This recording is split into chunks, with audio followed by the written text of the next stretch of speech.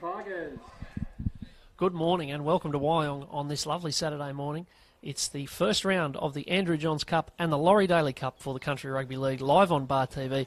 Morgan Campbell is my name and I'm going to bring you both games alongside Craig McLeod from the Greater Northern Region. It's very good to have you along. As I said, it's a lovely day, and the good news for the players and indeed for the supporters is it's not too hot. There's just enough cloud and enough breeze to make this quite a pleasant day. Now, the way this works, the first game is the under-16s country representative game between the Central Coast Roosters and the Greater Northern Tigers. Then at 20 past 11, we've got a game in the under-18s between the same teams, Central Coast and Greater Northern. The first one, 2 30-minute halves. The second one, 2 35-minute halves. And both are going to be very good contests indeed. I'll run you through the sides for the first game. That's the under-16s. It's going to kick off in a couple of minutes. And for the Roosters, that's the Central Coast. Number 1, Bo Newlands. Number 2, Jack Granger. 3, Kane Broadley. 4, Nash Dorrit Maven. 5, Aaron Antonio. 6, Fletcher Powell. 7, Max Hong. 8, Simon Paddy. 9, the captain, Cooper Corcoran. 10, Ethan Myers. 11, Cooper Turner. 12, Nicholas Elwyn. 13, Talon Worrell. 14, Blake Clapham. 15, Marlon Guest. 16, Josh Shaw. 17, Dean Edginton, and 18, Drew James. So that's the Central Coast team. Central Coast, of course, has been a very good nursery for rugby league over many, many years. You don't have to go that far back in time to think of people like Mark O'Mealy, Matt Orford, who have come from this area. And in the current National Rugby League, players like James Maloney and, of course, Connor Watson at the Newcastle Knights. So there's plenty of quality that's come out of this region over the last few years, and there's plenty of quality that's come out of the Greater Northern region over the last few years. Number 1, Latrell Newman. Number 2, Blake Johnston. 3, Campbell Watchers. 4, Dalton McCartney. 5, Braden Talbot Hatch.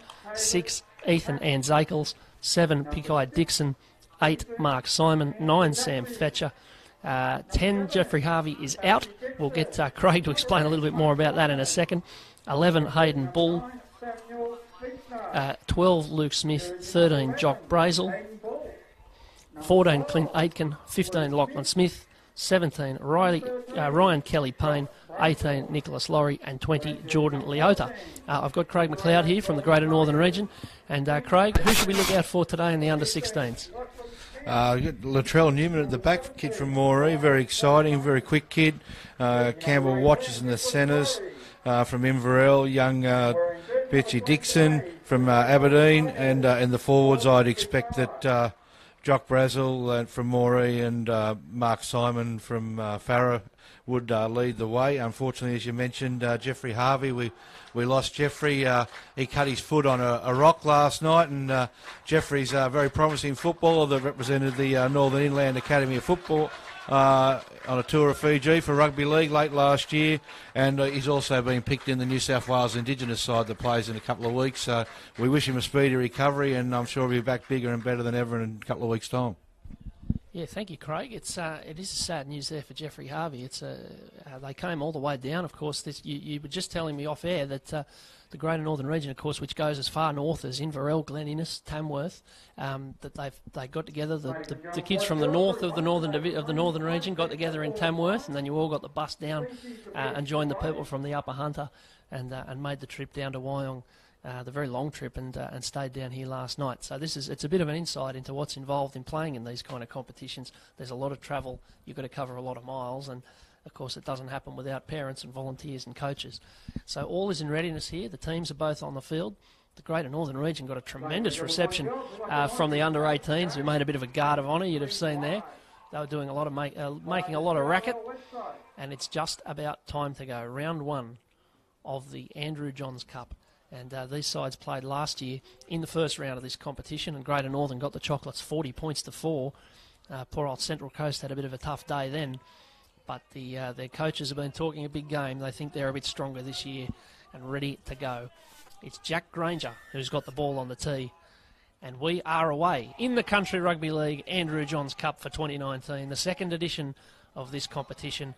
And if any of these boys need any encouragement or any indication of what they can get out of this game from Country Rugby League, they only have to look at the names on the trophy. As here come Greater Northern Region, bringing it forward. They're easy to spot in the black and gold. The Central Coast in those Roosters colours of red, white and blue. And we've got the first mistake. It's Braden Talbot Hatch there, who's just got the fumbles, getting up to play the ball. And this gives the Central Coast a good opportunity early on. Yeah, good opportunity for the Central Coast to attack now. So hopefully Greater Northern will get the nerves out of the system from that, and we'll see a bit more open footy as we kick into it. The game only a couple of minutes old, but certainly a lot of excitement in both parties. So it's building. It is building. You're absolutely right. There's a lot of encouragement from both teams. They're talking to each other. They're both pretty fired up, as you would be. For a lot of these kids, it would be almost the first game of the season, and there's no greater excitement than that. And indeed for commentators, I should say, Craig. So here's Max Hong. Yes, that's right. So, to all the referees that give up their time and train to facilitate these games, thank you. Absolutely right. So here come Central Coast with their first opportunity to attack. That's Fletcher Powell with the ball. That line you can see is the 30, so they're well placed here. Now here's the big unit, Simon Party, who brings it forward. And listen to the roar from the Greater Northern players as they get up in his face. They've singled him out as a threat today. They go to the right now. That's the 13 with the ball, Talon Worrell. And he's dragging them forward. That's a good run. And it takes a couple to finally get him on his back. That's 15 metres out they are now. They cut a couple out and go out the back to Hong. He'll look for the fullback Newlands, who gets the dropsies there as he was under a bit of pressure. And Greater Northern defended well there. You'd have to be happy with how they started the game in defence.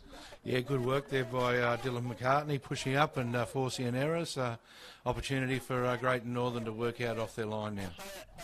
So the error in the first set of the game hasn't cost them too much.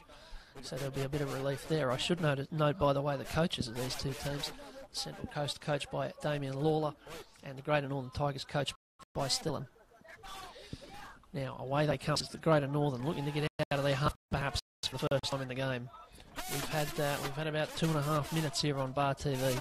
Stick with us. We've got this game and another in the Laurie Daley Cup coming up at about 20 past 11. But Greater Northern have the ball now in those Tigers colours. And they're carting it forward. That looks like Jock Brazel, their captain, coming up towards the 40. And they'll work to the open side here. That was Anzac Lees. And this is a good carry. Look at that leg run. Yeah, Mark Simon into the Central Coast half. Their first foray that way. Here's Anzac Lees kicking in behind. That's just going to trickle towards the touchline. And Newlands, he's able to watch it go into touch. Craig, what are your thoughts early on? Who do you think's got the balance of this thing so far? Yeah, certainly a strong set there. A great run by Mark Simon. Strong run off the back of a good quick play of the ball by the captain, Jock Brazel. So plenty of footy and plenty of excitement already in this game. Yeah, well, both teams already using the full width of the field. They're both looking to go wide as Hong's going to feed the scrum in that distinctive red headgear. And on they come. That's the 11, Cooper Turner. They're both big sides. There's a bit of size on both in both teams here as they bring it away from dummy half. This is one of the features of modern rugby league, even at a junior level, is the backs doing a bit of work. And now there's been a knock on in the play the ball. It is a good opportunity. It was the captain, in fact, it was Cooper Corcoran who's turned it over. And so Greater Northern with a chance to set up the shop here 30 metres out. Yeah, again, the Greater Northern captain, Jock Brazel, forcing the error there. So good opportunity, attacking set for the Tigers here, and good field position for it, right in the middle of the field, options both sides. So let's see how we go. Off they go, and oh dear. Oh, we're going to get a scrum penalty. Well, that's a sight for sore eyes, dear oh dear. Our referee, Corey Martin, the older viewers around the ground and watching online, they'll be very pleased with that. You don't often get those. Differential penalties, so they can't kick for goal. And they'll just tap and start again, and on they come now with Luke Smith. And he's inside the 30 and pushing towards the 20. They've got options both ways. They go to a big fella. That's Mark Simon again. That's another good carry. And he gets it away to Smith. And they're coming on now, the Tigers. This is an early threat for Central Coast.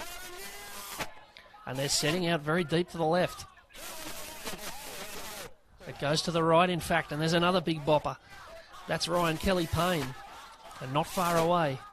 Fechner's at dummy half. It's been turned over on the line. They had the momentum there. They were building and bubbling. but the Central Coast are going to get away with it. Yeah, missed opportunity there, and Central Coast off the hook a little bit, and they're probably all breathing a sigh of relief, Morgan. I think that's right. There have been a few mistakes in the game early on. I did say right at the top that for a lot of these fellas, they probably haven't had too much footy so far this year. There's a big difference between training and playing. And sure enough, the ball's come out again, and they're going to go straight at them here with Simon. And the Tigers, well, they're going to get another crack at them. Fechner's at dummy half. He goes away to the lock forward. That's Brazel, the captain, who'd love a try. He'd love to start the season off with a try, the captain. And sure enough, he has. He was just running a bit too hard there, Jock Brazel.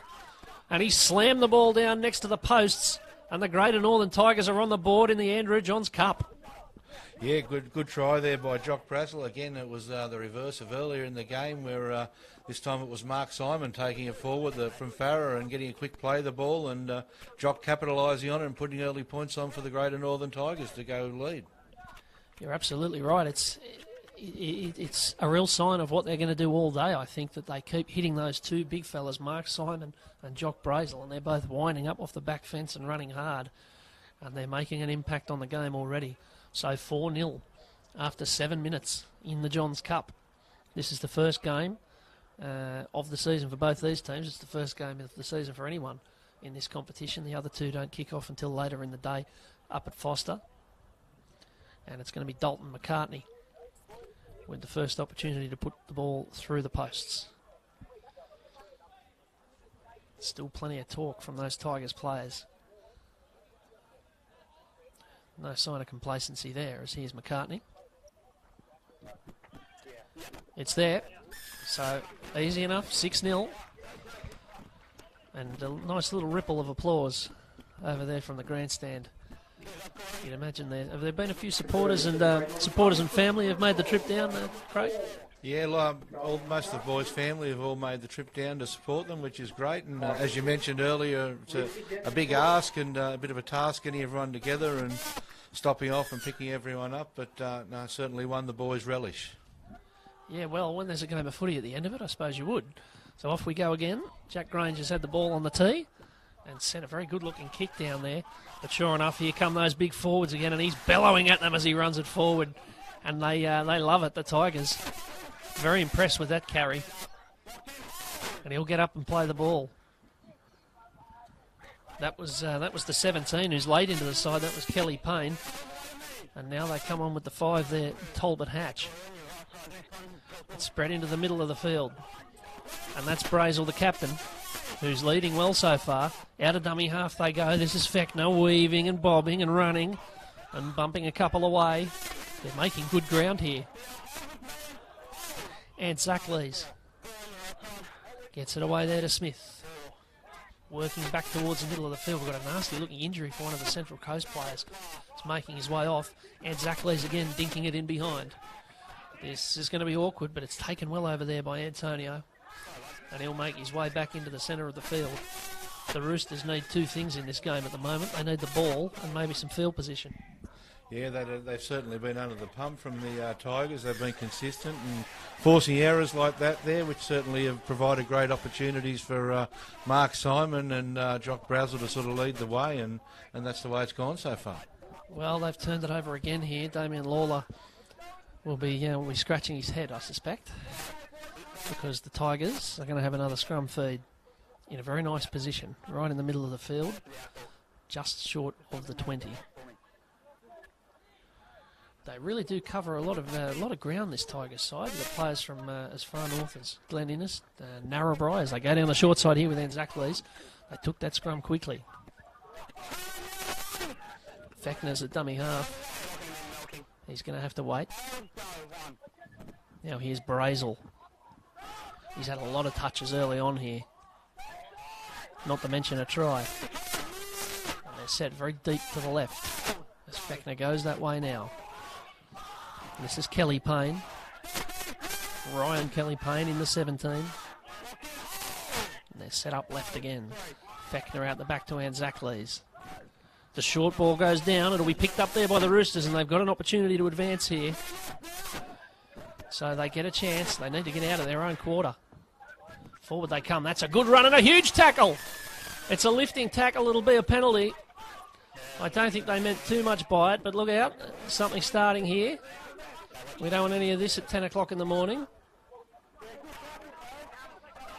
It was Cooper Turner who took the ball forward and found himself dumped on his back. I think it might have been a case of momentum. Bit of momentum. He's a strong lad, young Mark Simon, and plenty of contact there, and just a case of following through and a bit of momentum. Got in an awkward spot, so I don't think anything intentional there. Penalty suffices, and Central Coast opportunity to work out. Yeah, good, a perfectly good decision by the referee. There's really no option but to give a penalty when those sort of things happen. But hopefully that'll be the end of it. It has lit the fuse a little bit though. A bit of feeling in the game already, with the Tigers from the Greater Northern Region leading 6-0. As here's Elwyn stepping, and they make their first foray for a long time into the Greater Northern half of the field. And that's a good carry from the 15, Marlon Guest. A bit of intent there. Short side's on here. And he looks like an elusive runner, Nicholas Elwyn. That's his second carry. Hong is out the back, looking for the boot and finding hands. And the Tigers can come away here. That I think he'd like that kick again there. Hong as it found Braden Talbot Hatch. And the Tigers can make their way back up the field. They haven't had any trouble making metres so far, and it's going to be even easier for them. They've got a penalty on the back of Dalton McCartney's run. And there's going to be a stoppage here while another Central Coast player makes his way off. We've had one player come off with a bit of blood, and now we've got another coming off with a bit of blood.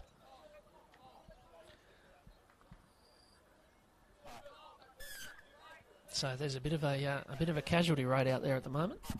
Yeah, the boys are certainly willing, aren't they? As you said, first game of the season, and they're all trained hard, and this is it. This is what they trained for, and here we are with excitement in the first Andrew Johns Cup game of the year. Yeah, that's right. They do. They seem, particularly Greater Northern, both sides seem wound up. We saw the reaction there from Cooper Turner when he was dumped on his back. There's a bit of physicality and a bit of intent out there.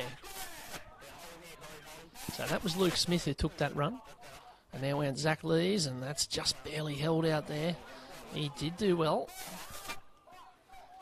He did indeed. That was Dixon. And they'll go to the short side again. And Zach Lees seems to be running everything out there. And it's Hayden Bull who's dragged down. Still a couple of tackles in hand. This is the 15, Lachlan Smith, and I think he might have... No, he's just been hit very hard. The crowd liked that. I thought he might have turned it over from the way they went up. And Zach Lee's looking to kick and eventually kicking. There was a hit of Falcon about that. I think it's our first Falcon of the season. There'll be another kick. It's not a bad one from the big fella either, and I tell you what, just a little bit of a bounce back the other way, and they were in business. I think Mark Simon will keep his kicking licence for the time being. That wasn't too bad. Yeah, went away on tour with Mark with the Northern Inland Academy of Sport last year to Fiji, and can't say I've actually seen him kick before, so he's unearthed a new skill today in the Andrew Johns Cup. Yeah, well, if you have injuries in the halves, he'll be looking for the job. None of this taking the ball up from the back fence, but they've turned it over again, Central Coast, and there's a little bit of frustration out there. Bo Newlands in the one is throwing his hands in the air, saying, "Come on, boys, we've got to be a bit better than this." But they're asking a lot of themselves to do some defending here. And the scrum is fed by, or is going to be fed by Dalton McCartney. And they'll move it away out the back. We haven't seen much of Latrell Newman yet. You said he was an exciting player, Craig, and he gets his first run there. Over there on the far side. That's a good shot, but he gets the ball away. And Fechner's taken down. It was a nice little pass from Hayden Bull.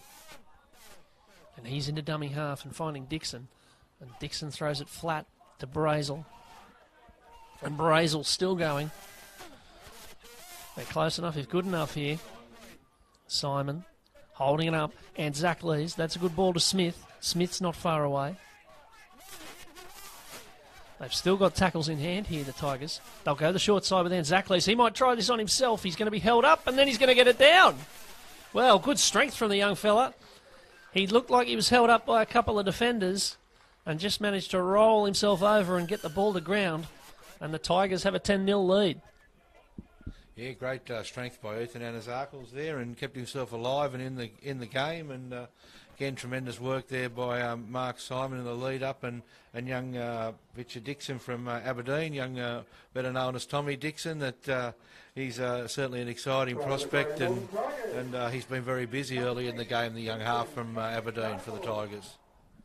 Ant Zarkles. I'm going to go with Ant Zarkles. That sounds a bit better, I think. I was running Ant Zakles, but I think Ant Zarkles might be the way to go. But it was a very good try. He's been in everything. He seems to have been getting a lot of touches. And as soon as he got it on that short side, that looked like a threat. He had a few options and in the end chose the right one. Now, Dalton McCartney. This is a bit tougher, this one. Let's have a look. He couldn't be more than 2 yards in.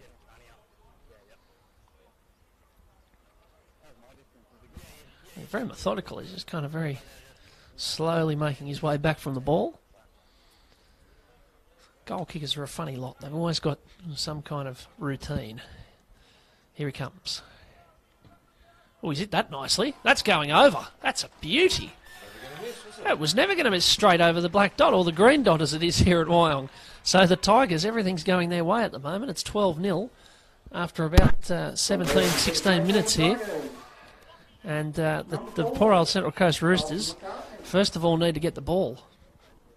They just need to settle themselves here. Yeah, certainly. They've, unfortunately, errors are costing them, and probably using up a bit of petrol, so they need to probably regather and say get the ball and look for a good, strong set and just complete and get to the end of things. Yeah, early in the season, doing all this tackling early in the game has got to take a bit out of you. Although, of course, it is only 30-minute halves here in the Andrew Johns Cup at this under-16 level. So for the third time today, Jack Granger sends the ball into orbit. And it's what are we calling him? Ant Zakles. Anazakles, that's right. He took the ball and on we go.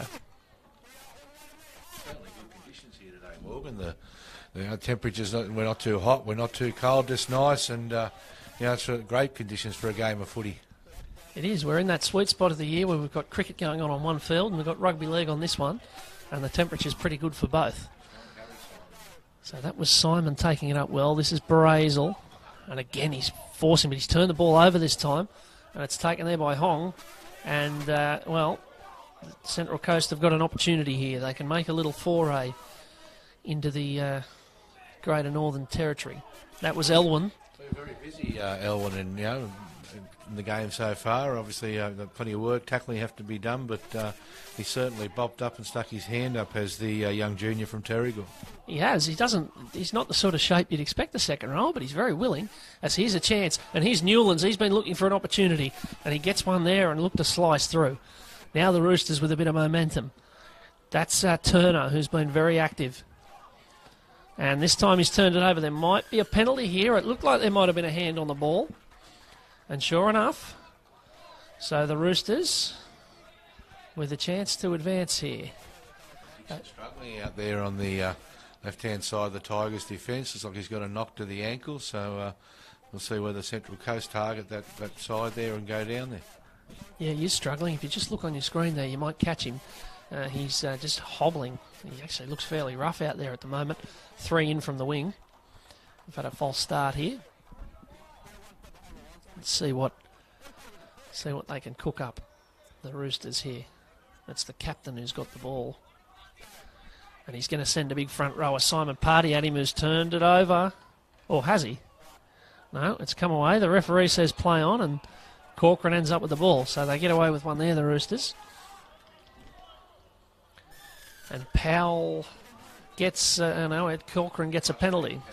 Certainly a relieving penalty. They've been under the pump, and another opportunity to start again from scratch. Strong run here from the front rower. And they do start again the same way. It's Paddy again. So he's only about 12 metres out, you can see there. And Corcoran will look to the left and find the 13, Talon Worrell, who's had a few carries already.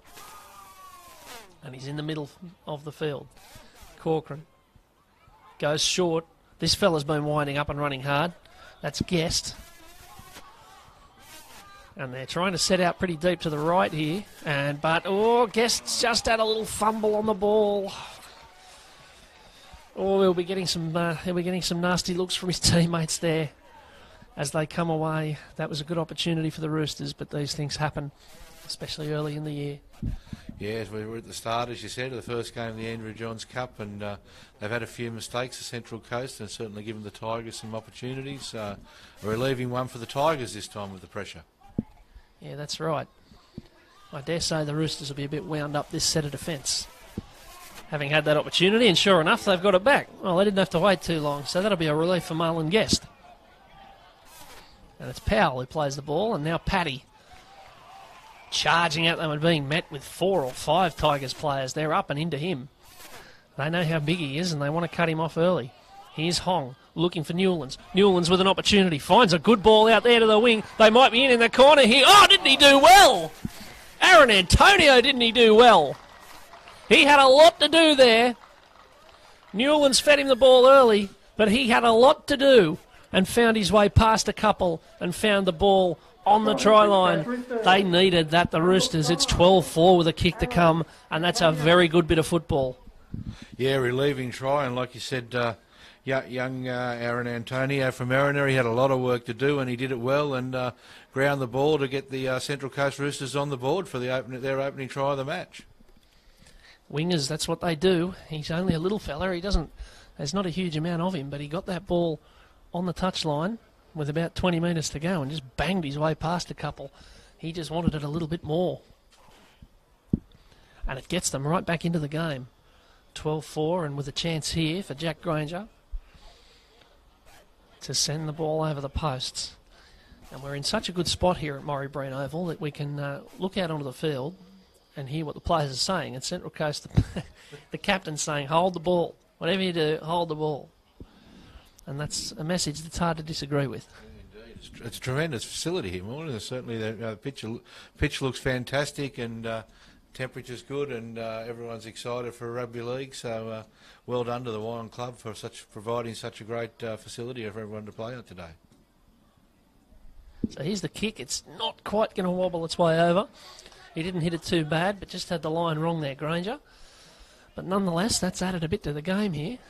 12-4 the score with 7 minutes left, 7.5 minutes left in the first half. One of the things about 30-minute halves, it does go by very quickly.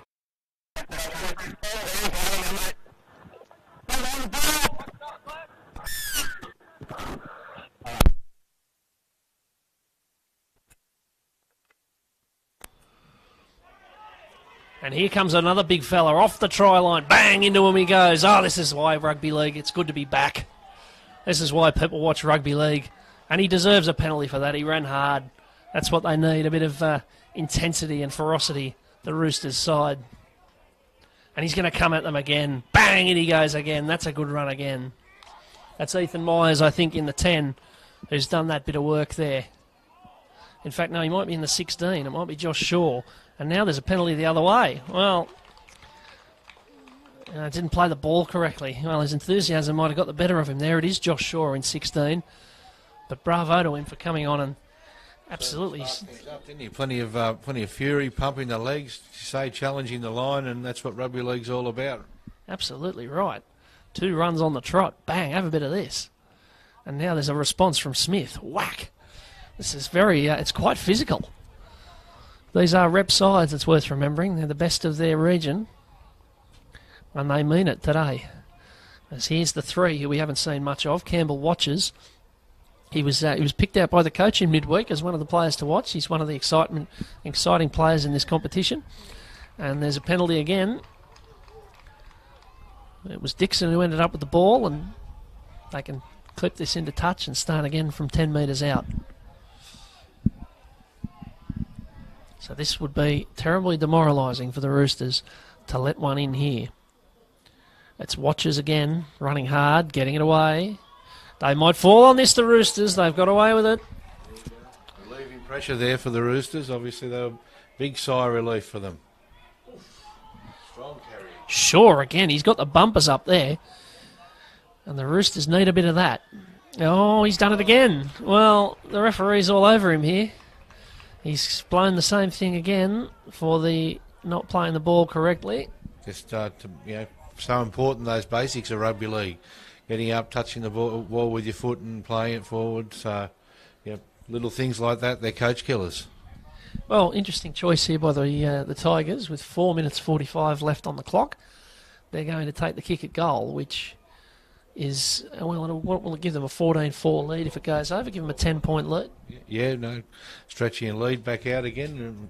The one he kicked before, certainly the first 2 kicks of the day, you probably wouldn't bet against it, but let's see how he goes and not put any pressure on him. Yeah, you don't want to put the mocker on him, but he has been hitting them well. It's McCartney from a not overly difficult position. This will take them back out by 10, so they'll still only be, they won't quite be 2 converted tries in front, but I think fair enough this close to half time, taking the points when you can get them. So he lines this up. He's a long way behind the ball. He comes at it from a good distance. But it's there. All that matters is that it goes over. That's 14-4. Greater Northern Tigers leading the Central Coast Roosters on opening day for the Andrew Johns Cup in 2019. Morgan Campbell and Craig McLeod with you on Bar TV, and it's very good to have you with us as the Roosters get back into position to send this thing into the next passage of play.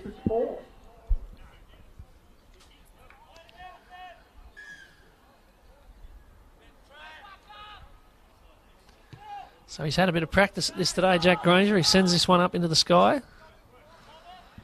And back they come. And that'll be Talbot Hatch. And the Tigers still eager and looking for work. They haven't been diminished too much by the 25 minutes of play so far. They certainly haven't dropped any in enthusiasm. As McCartney, the ball's been turned over there by Luke Smith. He's been a very willing runner. But I think he was just thinking about what he was going to do there before he had the ball. Yeah, I think he had himself through that little hole that was there, and he was off down running 60 metres to score a try then, Loogie. So, opportunity for the Central Coast to strike back before half-time here, Morgan. Yeah, it would be impeccable timing if they could get one here. They'd be fairly keen, I dare say, as Hong's got the ball, ready to feed this scrum. Away they come. This is Powell, and he finds a big forward there. Shaw's looking for work again. I suspect he's about to have another carry. Here he comes. Oh, has that been turned over? It has. In the play, the ball, just as they were queuing up there to launch an attack down that right-hand side. The Tigers get away with it. It's sort of been the story of the first half for the Coast. There's this little mistakes and penalties, little simple things, playing the ball, losing the ball in tackles. So I'm sure the coach's speech at half-time will be all about securing the footy and hanging on to it and playing out their sets and trying to get back into the game. Yeah, that's right. Now, just looking down on the touchline here, Craig, I see a familiar face, and you mentioned this to me in pre-game. You've got the ex-Canberra and New South Wales Origin front rower Tom Leroy-Lars on board as a trainer. Yeah, Tommy's heavily involved in the community in Tamworth and does a lot of great work and has worked with the Greater Northern sides the last couple of years, and it's great to have people like him with their experience and knowledge come back and pass on their knowledge to the young fellas. I tell you what, he's just coming out onto the field now in that yellow top. He's in pretty good working order. He could probably still do a job for the Raiders. Well, I don't think I'd like to run at Tommy still, and I don't think I'd like to have Tommy running at me. So I think that's probably right. But I tell you, it's a very rare thing that you'd see an ex-first grade footballer and a former, representative, state of origin player, volunteering his time on the weekend to travel sort of 5 or 6 hours and help out at a junior carnival or at a junior game. It's very impressive. Yeah, no, it's tremendous, and we're very blessed to have him in the region, and the time and the input that he has is obviously invaluable with the young men that come through looking to give themselves to reach the same heights as he did, Morgan. Hopefully everyone out there has probably got the same dream and working towards it, so yeah, it's tremendous that Tommy does that. Yeah, that's right, and I mentioned before, that both sides have got plenty of players from their region who've reached very high levels and in the game, and if they need any encouragement, they only have to look at them. Tom Leroy-Lars is an example. Of course, the Greater Northern region have had, Darren Albert was from up that way. He was a Scone boy, wasn't he? There's been plenty who've come from that kind of area. Cronulla coach John Morris, he's Scone boy, so lots of, when you go back further in time, David Brooks at the Tigers, a Litherist, Gunnedah, the great late Dallas Donnelly, so a plethora of stars coming out of the Greater Northern region over the years. Yeah, that's right. It must be encouraging as the ball's come away here for the Tigers, and Powell's picked it up for the Roosters. They're going to get one last shot here with about 1 minute and 5 seconds left on the clock. Now they'll get a penalty, so they can set up here, have a little nibble at them in the last minute of this first half. And it's Corcoran who's got the ball. I note that the Roosters haven't really been taking the kicks for touch. They've just been tapping and going, and here he goes again, the 16, Josh Shaw.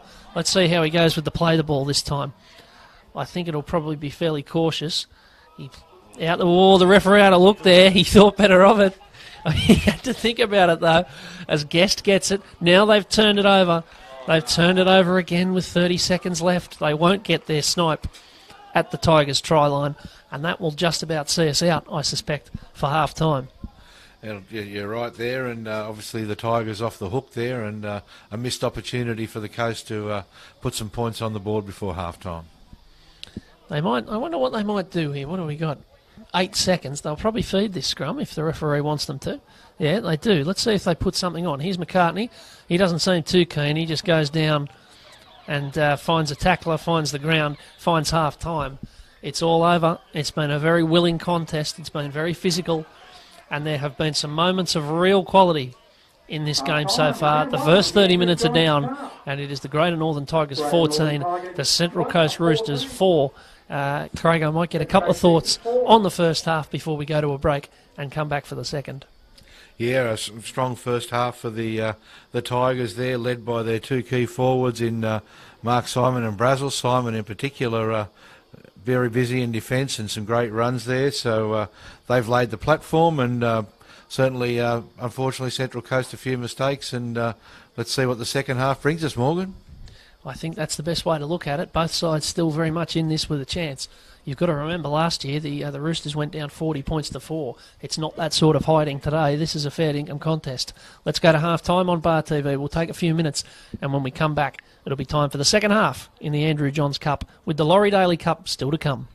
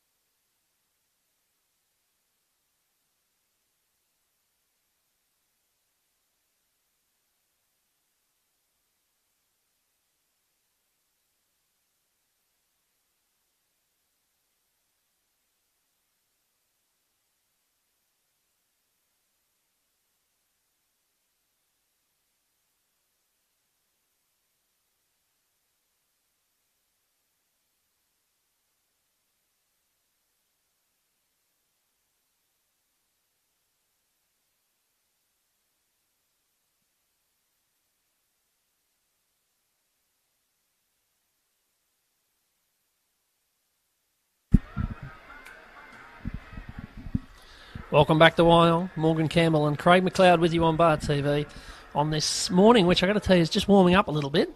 I think they might get a bit leggy in the second half, these lads, but we're just about ready to go for the second half. The Tigers from the Greater Northern Region lead 14 points to 4 over the Central Coast Roosters. There were a few mistakes in that first half, but there was some good football as well, and it's going to be the Roosters with first use of it in the second half, and that's Cooper Turner, who's been fired up and running hard in this game so far.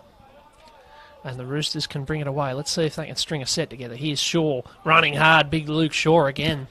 Josh Shaw, pardon me. Gets up to the 30. Plays the ball properly again. The referee's watching him like a hawk. Here's the lock forward, Talon Worrell. And Corcoran looking for options and finding Shaw again. Why wouldn't you? Look at him go. Bang. Running with plenty of purpose, young Shaw from the entrance Tigers. So he's been enormous for them so far. Chance here for the Roosters. They're going to get this back, and off they go down the short side. It's Elwyn who ends up with the ball, and that was a sign of what you can do if you chase hard. 20 metres out they are. Here's Hong and here's Worrell, and they're coming forward well. This would really open the game up if they could score here just after half time. Shaw back on the insides, dropped it, and the Tigers can bring it away. And now they've turned it over as well, but they're going to get it back. It's a tough game. It's early in the season, and there's a few mistakes in it. Now there's going to be a penalty, I suspect, yeah. He just had chucked a little hand in there, Fletcher Powell. He's protesting, but I think the referee got that one right. Yeah, I'd say the referee got it right, Morgan, and just we get the penalty and little stoppage. It'd be remiss in me, Country Rugby League, trying to just quickly thank and acknowledge the sponsors and partners, SLE, Worldwide Australia, Anytime Fitness, you and Ian, of course, Bar TV Sports for their support of the Andrew Johns and Laurie Daley Cup, and again, great opportunities for young people. Well, here's a great opportunity for the Roosters because the referees overturned that penalty, I think, on advice from the touch judge. And so the Roosters are right on the line here. Here's Hong, and he's going to go himself, Hong, and he gets belted there. Oh, Brazel got hold of him, and he still hasn't let him go, even though he doesn't have the ball anymore. Now the Tigers can turn it around and come at them. And there's a forward pass given by the referee. And I wonder if he'll say they've taken their advantage.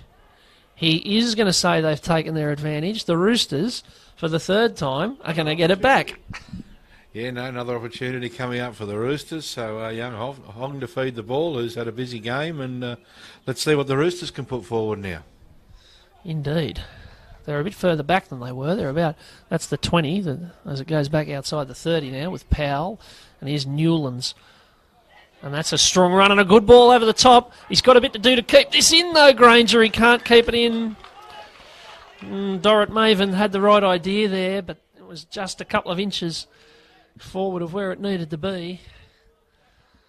And so Granger couldn't quite reel it in. And it'll be the Tigers again.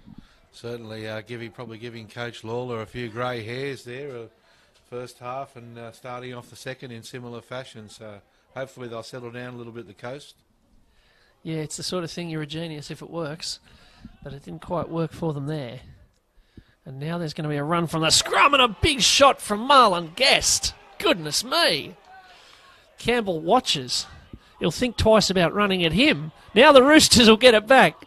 Well, it's a little bit comedy capers out there at the moment. The Roosters are getting the ball back every couple of tackles, further and further up the field. Here's Guest again, running hard, tackling hard, playing hard. The Central Coast need that kind of inspiration. Now they've got the 17 with the long hair. He's a real sight carting the ball up there. Drew Edginton. He's not going to be hard to spot as they open it up. Now Powell. And that's a good ball out there from Turner. And now they're away with Dorrit Maven trying to hold onto the ball, holding it well. Reefed to ground by Blake Johnston, who hasn't had a lot to do out on that wing today, it must be said. Powell finds Shaw. Shaw looks for a gap. And he's carting about three of them on with him. That's a very good run. Now they go to the left. Powell, Hong, Newlands needs to bump that one away. Good defending from the Tigers winger. Talbot Hatch came in, wrapped it up before it could go any further. This is a big moment now with Powell. Sends it to the sky. They're coming. They're coming. Watches has got to watch them. And he's going to be forced in goal. Well, good kick. Very good kick from Fletcher Powell. And the Tigers are forced in goal. The Roosters have just got the ascendancy here at the minute. And if they can crack them, they might think they can go on. Certainly great set there, Morgan. The Roosters giving himself an opportunity here and certainly completing there and well pushed around by Young Hong from Kincumber, who's been impressive there. So here's Shaw. Oh, they're going to have to watch him here. Whack, in he goes. Good run. He's a real weapon for this Central Coast side. Oh, they're going to get him again. They're going to get him again. That's number 3. Well, it's just a habit, I guess, for Josh Shaw, but this is a referee, Corey Martin, who wants to enforce the law. And, well, he's enforced it again, and fair enough. But it's a big let-off for the Tigers. 24 minutes left in this game as the sun finds its way out, and all of a sudden it's a bit warm. There's 2 footballs on the field. We'll have to go back and start again. Watchers will tap. He's been quite involved, and even though he got pretty badly stung a second ago, he's ready to line up and go again. The 14's on the field. That's Clint Aitken. He's on the field for Fechner at dummy half. And now the 20, Jordan Leota, and he's a good-sized unit. Look at him go. Still going. It's Aitken at dummy half. Oh, look out. Here's Dixon. Gets it away to Leota, who's done well to stay alive there. But that was sharp there from Tommy Dixon. Aitken. They'll go here with Brazel. Brazel's going to get a second try, the captain. Well, he'll be looking at the rest of them and saying that's how you do it. They've had a bit of pressure on them in this second half, in the first 5 minutes of it, and they come out of it with an even bigger lead. It's 18-4 with a kick to come. Yeah, strong run from Jock Brazel from Moree there after some great lead-up work from young Tommy Dixon there. Exciting play by Dixon early on to provide that opportunity for Jock Brazel to take full advantage of that powerful run to the line, Morgan. It was very similar to the one he scored up the other end of the field. It was just to the left of the posts instead of just to the right. But I tell you what was impressive there, Craig, was Jordan Leota. He took that carry, he just come on the field, he took a big carry, dragged a couple with him, and when Dixon made the little run and flicked it out the back, it was big Leota, just after having a hit up, who was there to pick it up. Yeah, certainly, and as you said, he's a big lad, and he did very well to stay alive and move on his feet there, and he's an exciting player, Jordan Leota. Plenty of power, plenty of drive, and as you mentioned, I think there was 4 or 5 trying to put him down. Yeah, that's right. As over the kick goes, now it's worth pointing out. I mean, this Greater Northern Tigers side, I just want to list where their players have come from today in the 16s and the 19s. Dungowan, Denman, Tamworth, Muswellbrook, Narrabri, Singleton, Aberdeen, Scone, Gunnedah, Inverell and Moree.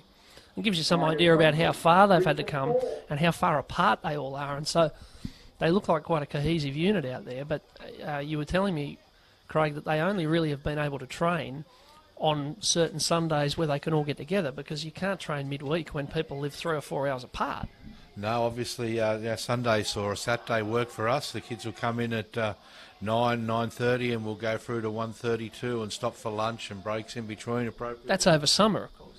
Of course, where it's she's 37 to 40 degrees out where we are, and the boys probably think it's a cold day today and they're looking for a jacket. But obviously logistics prohibit training midweek for an hour or two like some normal clubs, sub or rep sides would, because driving back from Tamworth to Moree, kangaroos late at night, lots of hazards. So it's Sundays, and to train during the morning is an opportunity that we relish and get on with it.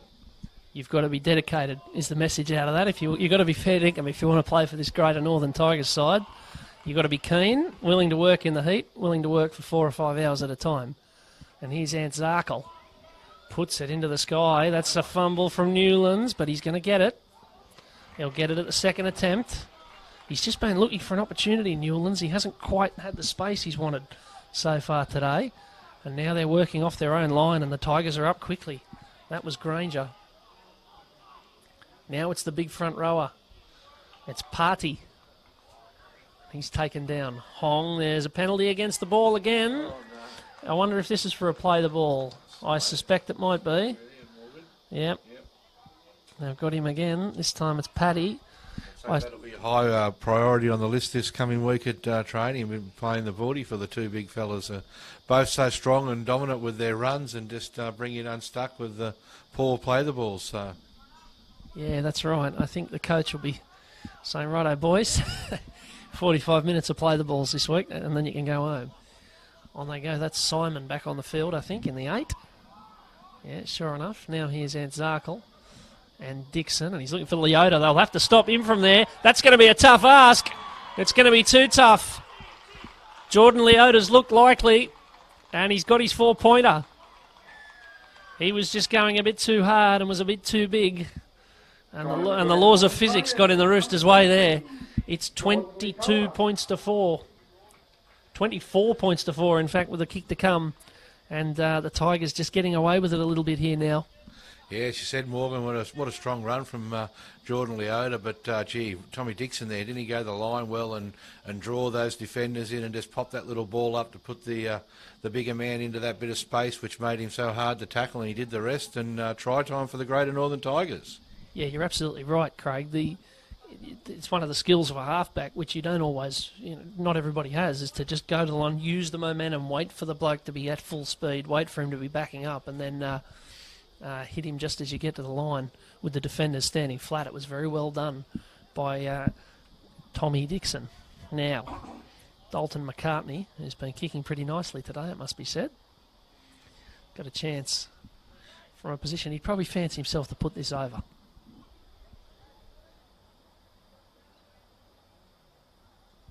He's taking his time about it. Oh, see the commentator's curse, Craig? He'll probably fancy himself to put this over. And sure enough, it's the worst kick he's put in all day. And he's scuffed it. But the Tigers lead 24-4 all the same. And they'll still be feeling pretty good about themselves. With 18 minutes to go here, the Roosters have a bit of work to do to try and get themselves back with a shout here, having had a lot of possession early in the game. I should say as well that as we're talking here, there are a couple of other games. One's already going on and the other one's going to go on later today. The Newcastle Knights development squad, they're in action against the Northern Rivers Titans, who are associated with the Gold Coast Club, as there's a turnover here for the Tigers. They're playing up at Foster, Knights and the Northern Rivers. They're playing at Foster. They kicked off at 10:30, and then North Coast are playing against Parramatta in a double-header up there. Also up in Foster today in the other game in the under-16s Andrew Johns Cup. So that's what's going on. The teams play 5 rounds in their pool. Northern Pool is the game we're watching right now. And then after the 5 rounds, the top 2 play the top 2 from the Southern Pool in the semi-finals with a final after that. So down the short side they go. And that's Blake Clapham on the field in 14. And he was taken down pretty fiercely, it must be said. The Roosters with a chance here to give themselves a little bit of a spark and let them set up a grandstand finish. Corcoran has played the full game, looks for Shaw. He's going to be hard to stop from that close to the line. They've done well, though, the Tigers. Or have they? Here comes Shaw. He's gone through about 12 of them. He gets down. I don't think it's a try. I think they'll say held up. But dear, oh dear. Second effort from Shaw there to put himself in a position, and solid defence. The Tigers hung in to hold him up, so we're back out for a play of the ball there. Look at the numbers. Look at how many have come out of that tackle. Well, like bees to the honeypot, Morgan. Just all.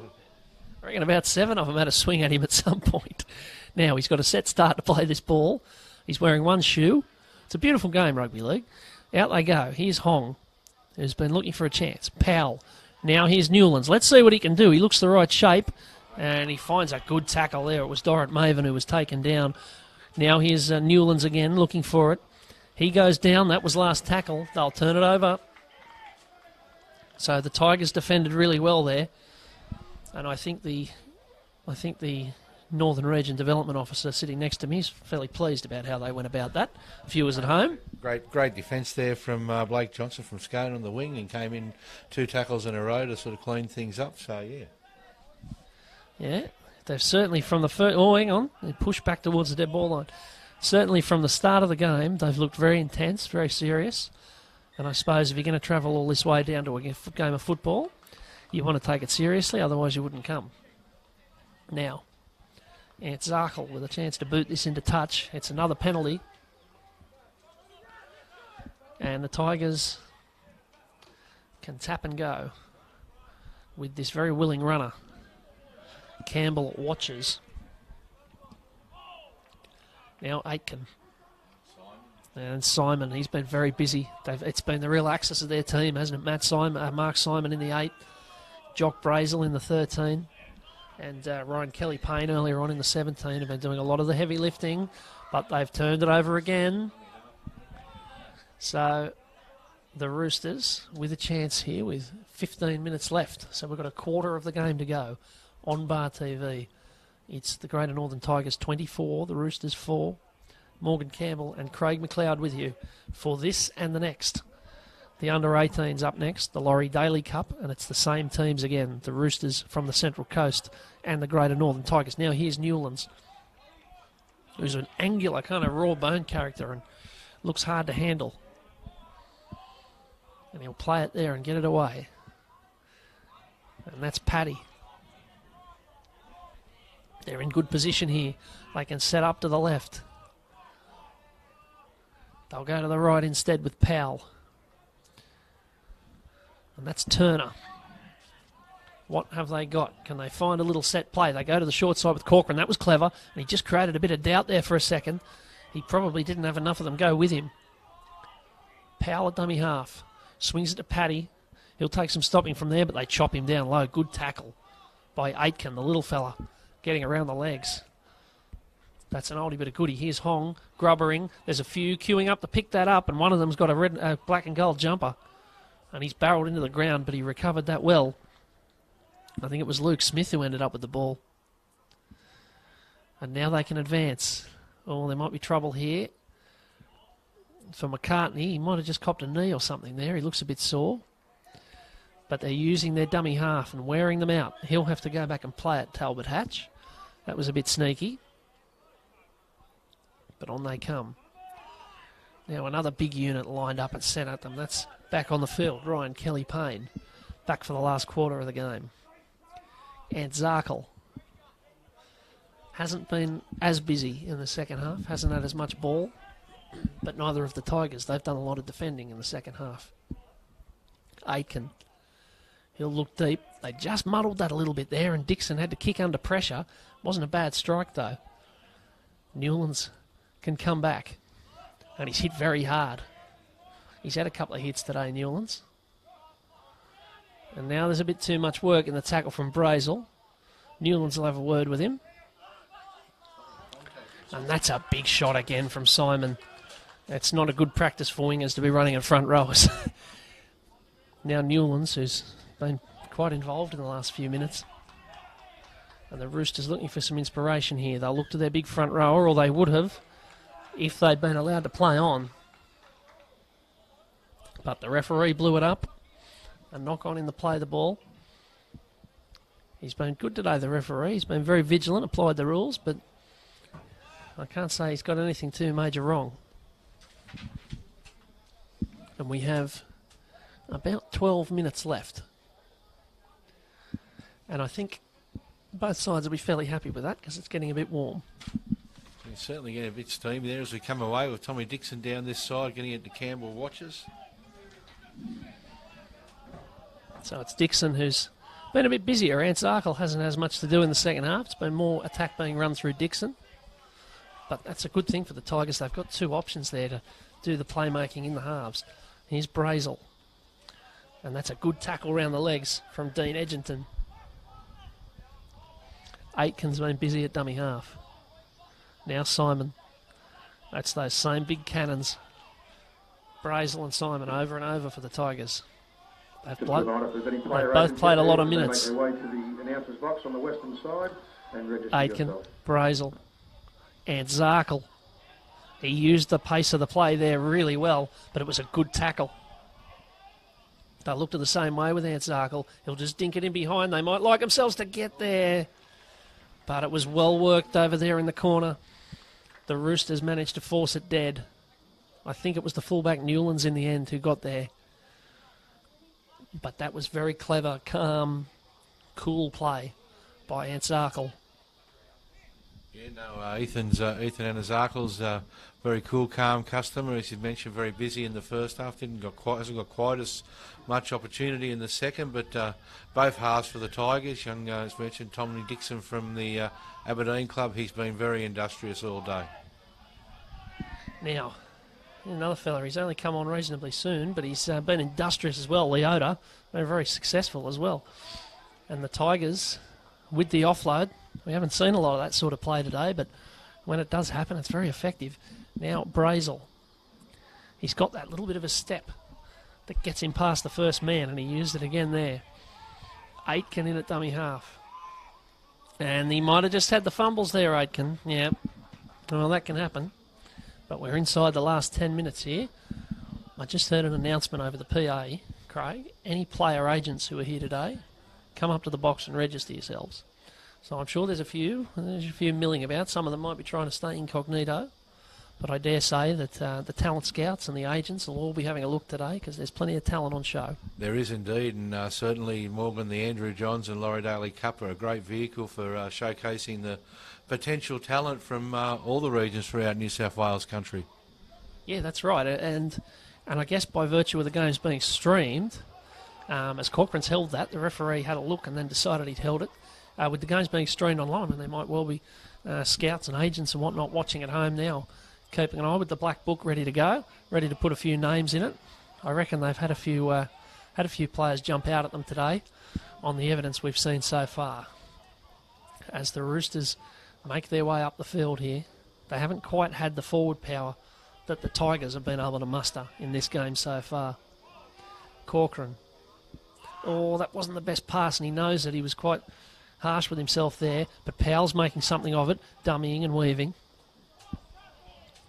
And they're just inside their own half to kick.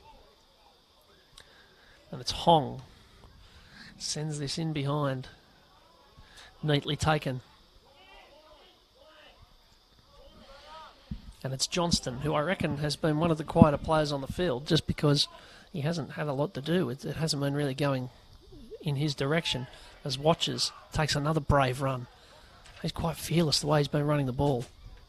He is Campbell Watches, the Inverell Flyer. He's a bit of an all-round sportsman and represented New South Wales Combined Catholic Colleges at Rugby League and athletics, so he's certainly a talented all-rounder.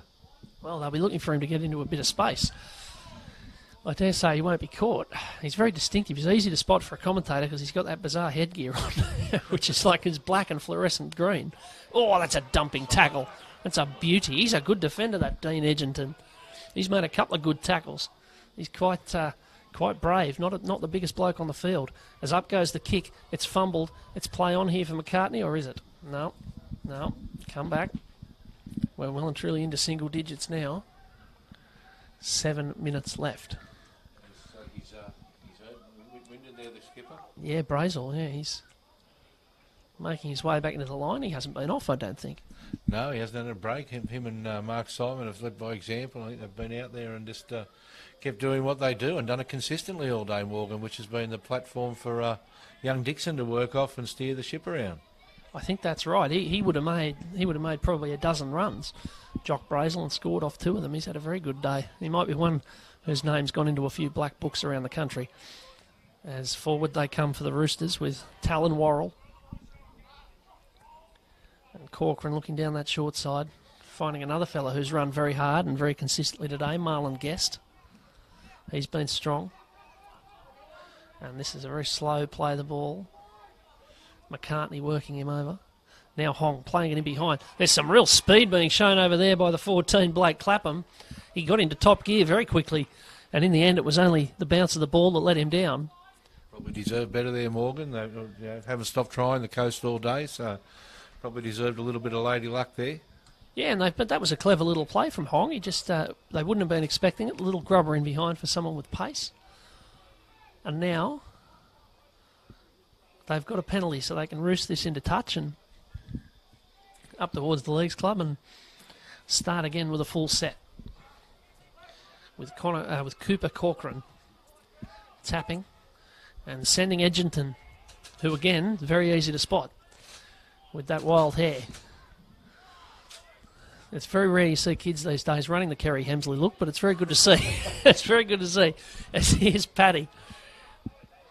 And they're set very deep here. The winger's all the way back on the 30. They might not use him in the end. Corcoran had a nibble himself. But it's another penalty. They can start again.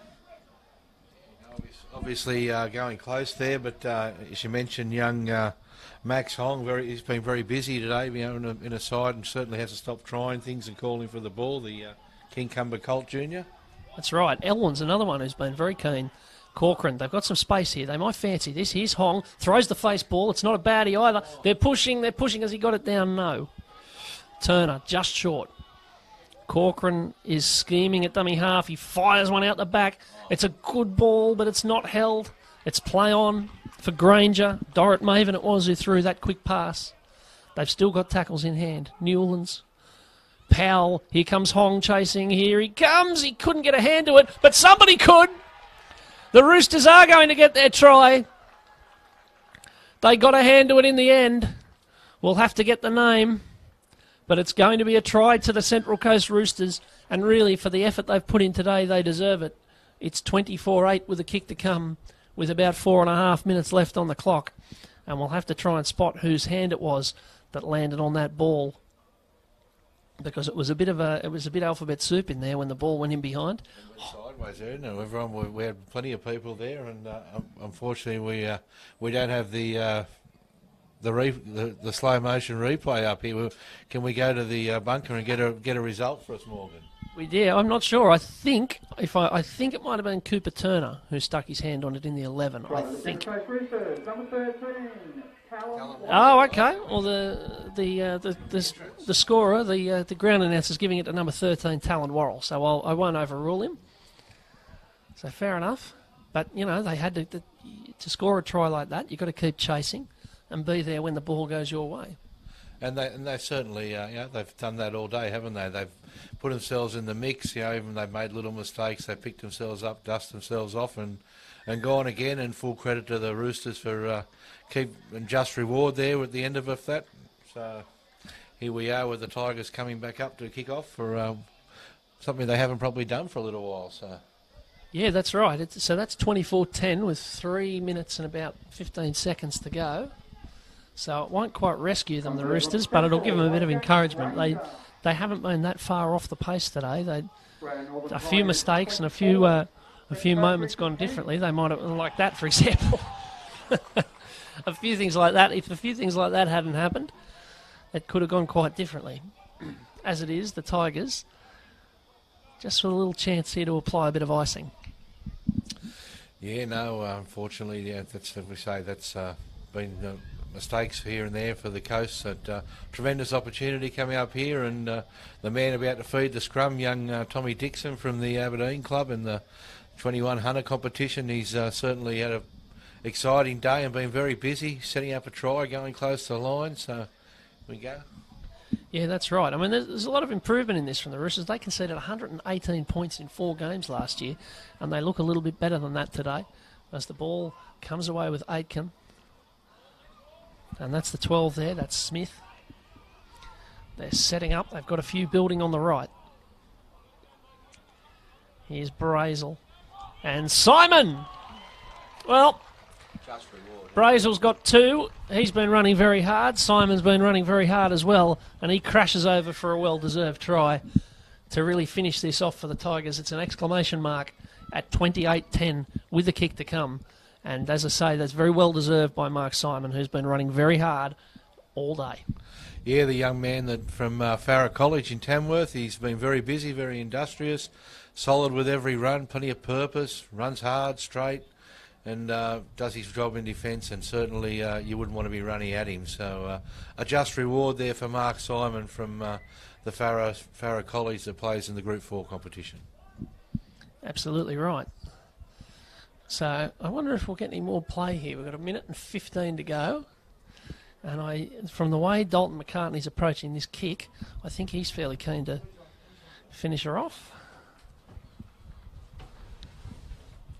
So he's not in any great hurry. The clock's still ticking. We're just a minute to go now.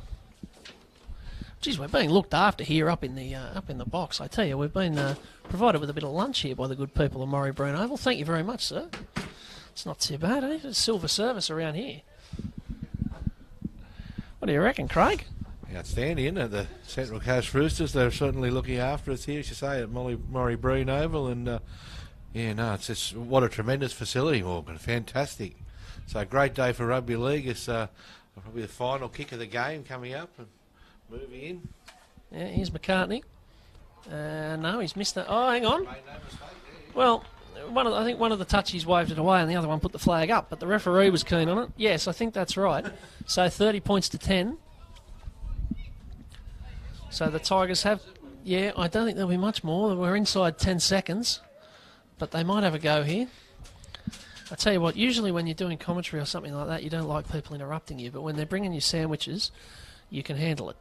As that's been knocked on, I think, no, he's going to say play on, and there'll be one more hit up. And it's always a good sign of a team and of a player when the game's over, there's nothing more to play for, they're still carting it up very hard. And that was very encouraging to see. That was the way the Tigers ended the game, and it's been a good game. And the Tigers have got the chocolates here, 30 points to 10 over the Roosters. They've scored 5 tries, and you must say played very, very well indeed.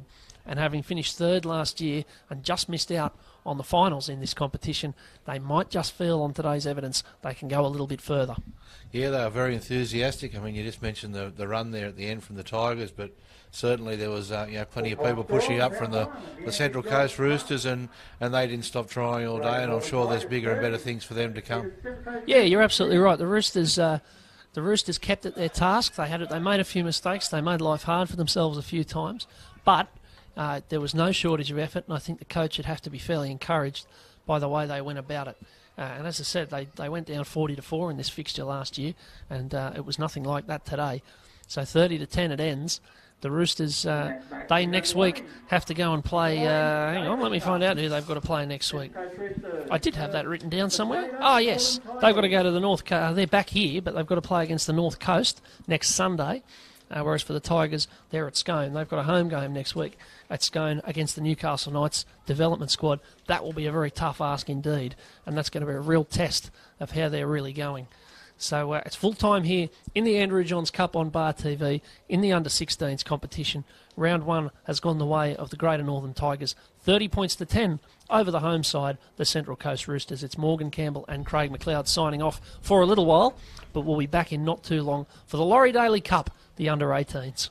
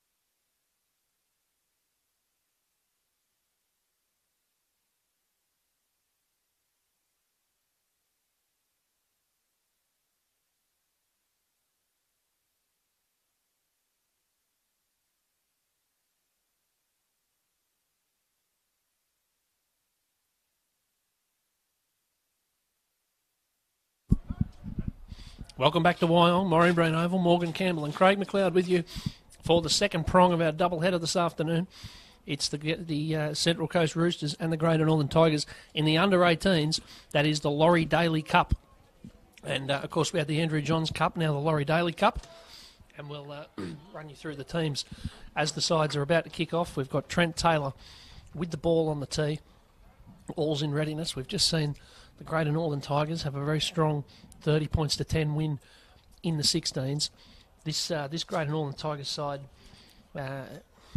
in the 18s had a good year last year. They finished second and made the semi-finals. They couldn't get their way into the grand final, but they're a good-looking side. And away we go again for the second game. And it's the Roosters bringing it away. We'll run you through their side. Number 1, Riley Stevenson. 2, Lachlan Fisher. 3, Cody Boyle. 4, Caden Rosemeyer. 5, Logan Sipple. 6, Regan Harris. 7, Lachlan DeBellis. 8, Sione Vanuku. 9, Clint Norris. 10, Regan Clark. 11, Darby Elton. That's a good run down the edge there by Cody Boyle. 12, Brock Laver. 13, Nathan Kegg King. As the Roosters making their way forward here, that's the 11, Darby Elton. Getting their way into Tigers territory early on here. And they're going to set up to the left. The halfback is DeBellis, and the kick is from the 5'8" Harris. And this is going to bounce their way, is it? No, not quite. It's Shepherdson for the Tigers who picks up the ball. Their side looks like this. 1, Trent Taylor. 2, Mackenzie Shepherdson. 3, Kyle Johnson. 4, Jet Butler. 5, Harrison Freeman. 6, Braden Reid. 7, Stephen Dengate. 8, Caleb McMillan Bassett. 9, Clay Frandon. 10, Jackson Shade. 11, Cooper Harris. 12, Sam Wentworth. And 13, Blake Trees. And they're coming forward now with the ball. And that's Sam Wentworth, and they're straight into the Roosters' territory. And Frendon's got options both sides at dummy half. On they come now with Shade. We're coming here live on Bar TV this morning, and the Tigers have got the first penalty of the morning. They can set up to attack here. We're playing 2 35-minute halves in the Daily Cup. So it's a little bit of a longer physical examination than the 16's got.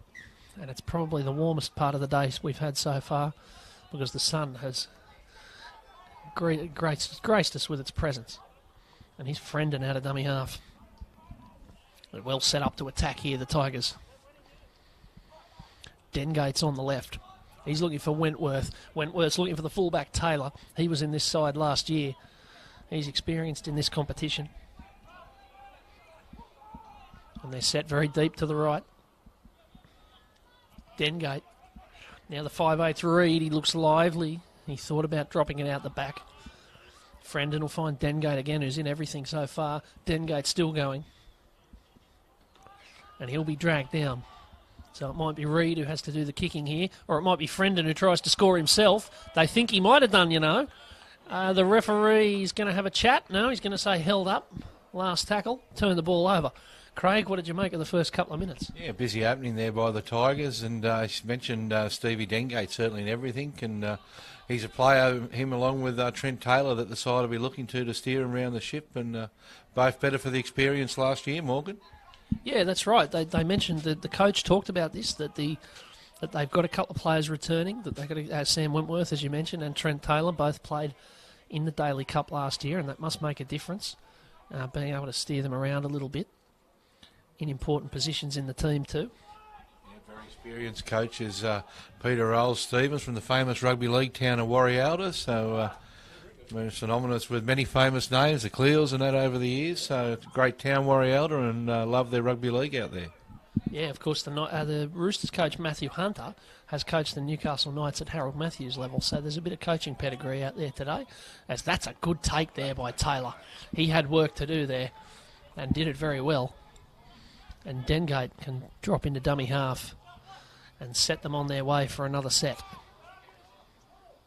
And that's the winger, Mac Shepherdson, getting involved. And they need that. They need their wingers and centres doing a bit of the heavy lifting, taking the pressure off the forwards. Now here's Shade. He's a big unit, dear oh dear. Singleton boy's going to take some stopping, I dare say. Now, What have they got here with Dengate and now with Taylor? And that's an early kick. It's not a bad one either. They've got it, it's Kyle Johnson. He's tearing down the wing and he's turned it over on the line, I think. Or has he got it down? There's going to be a question between the linesman and the...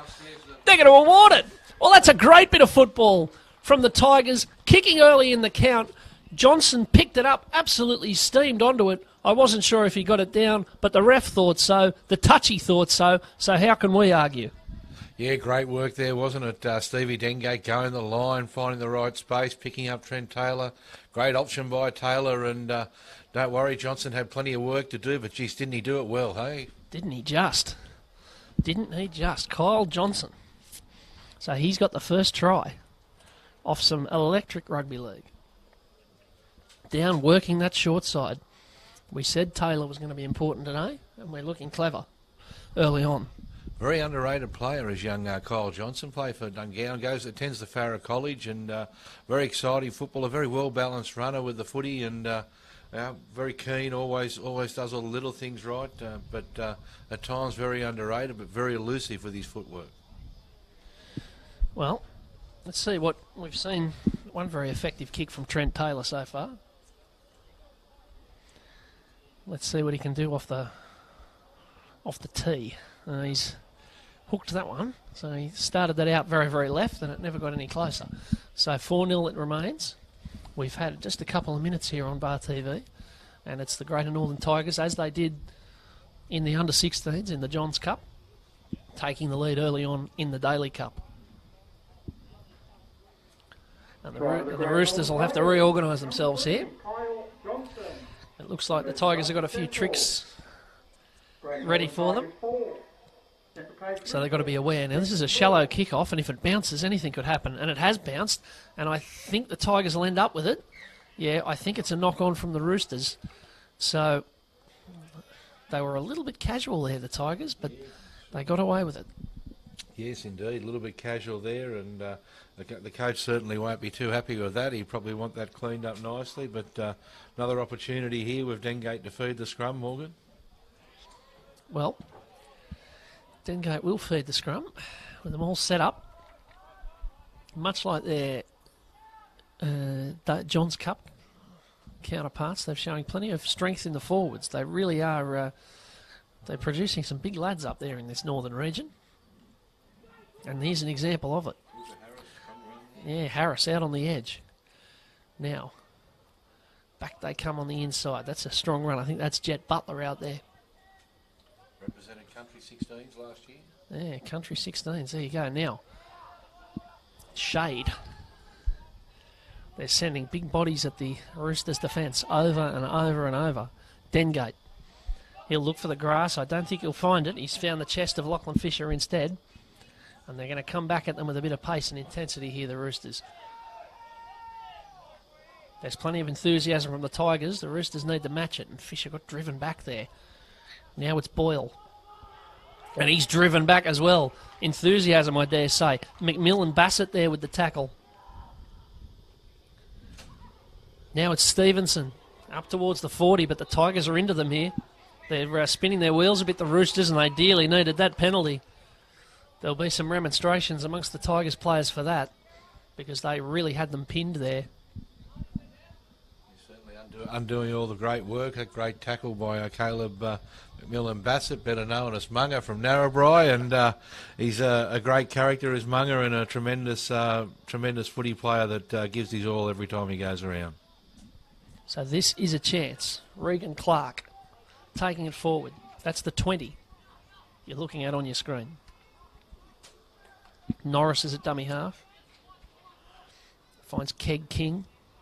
And the forwards passing the ball. That was Vainuku. Back to Keg King. He might get himself over the line here. He will, right next to the posts. And it's a very, very dangerous thing in rugby league when forwards start passing the ball. They attract the defenders in and then find somebody else. And it is Nathan Keg King who gets over the line just to the left of the posts. The Roosters are all square, and they should be in front in a second.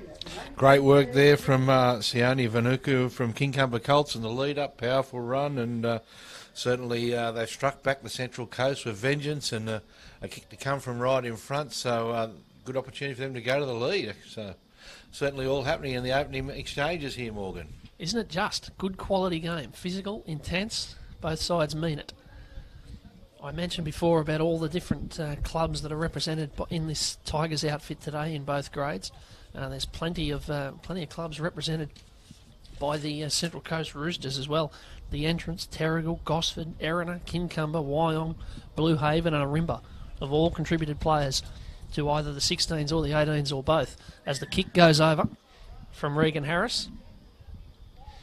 That's an example of the vast talent spread across through all the regions, Central Coast, Greater Northern, and as people go through the program, how successful Country Rugby League and strong it is, and it's certainly building at junior level, and the pathways here for young men like this to put their best foot forward in the Johnson Daly Cups. Yeah, that's right. Central Coast obviously not as big a geographic region, but lots of different clubs doing their bit for the rep side. As Taylor sends this kick downfield, and we're back underway with the Roosters having the lead for the first time in the day in either grade. And away they go. That's Keg King again, the try scorer, who passed the ball, stayed alive, got it back, got over the line. Now it's the man who set him up for it, Vanuku. They've got options on the left. Keg King's very keen for work here. He gets into almost to the 40. They're suddenly making some ground. I said that the Tigers have produced some big boys. Well, the Roosters have as well. Now this is in behind, and it's Freeman.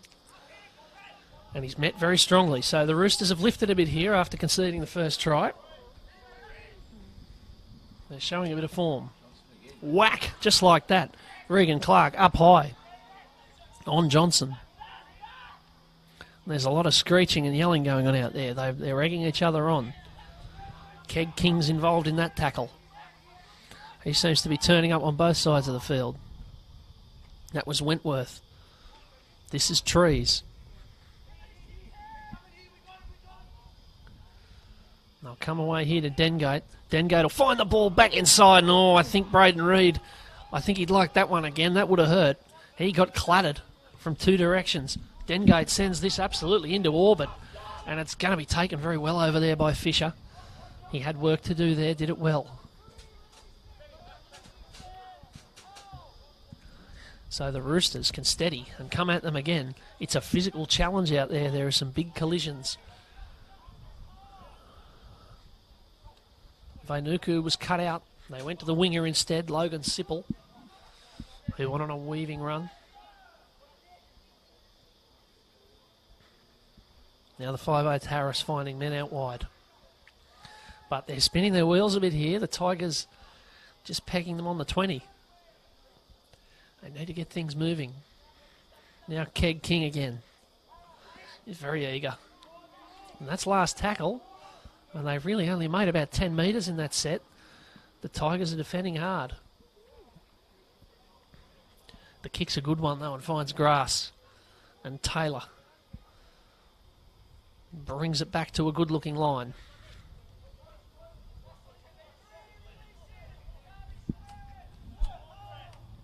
The Roosters seem to be compressing their defence a little bit here. They're the wingers a long way in. They're trying to get men in the tackles. And that was Freeman. Now that's McMillan Bassett, who's had a couple of good interventions so far.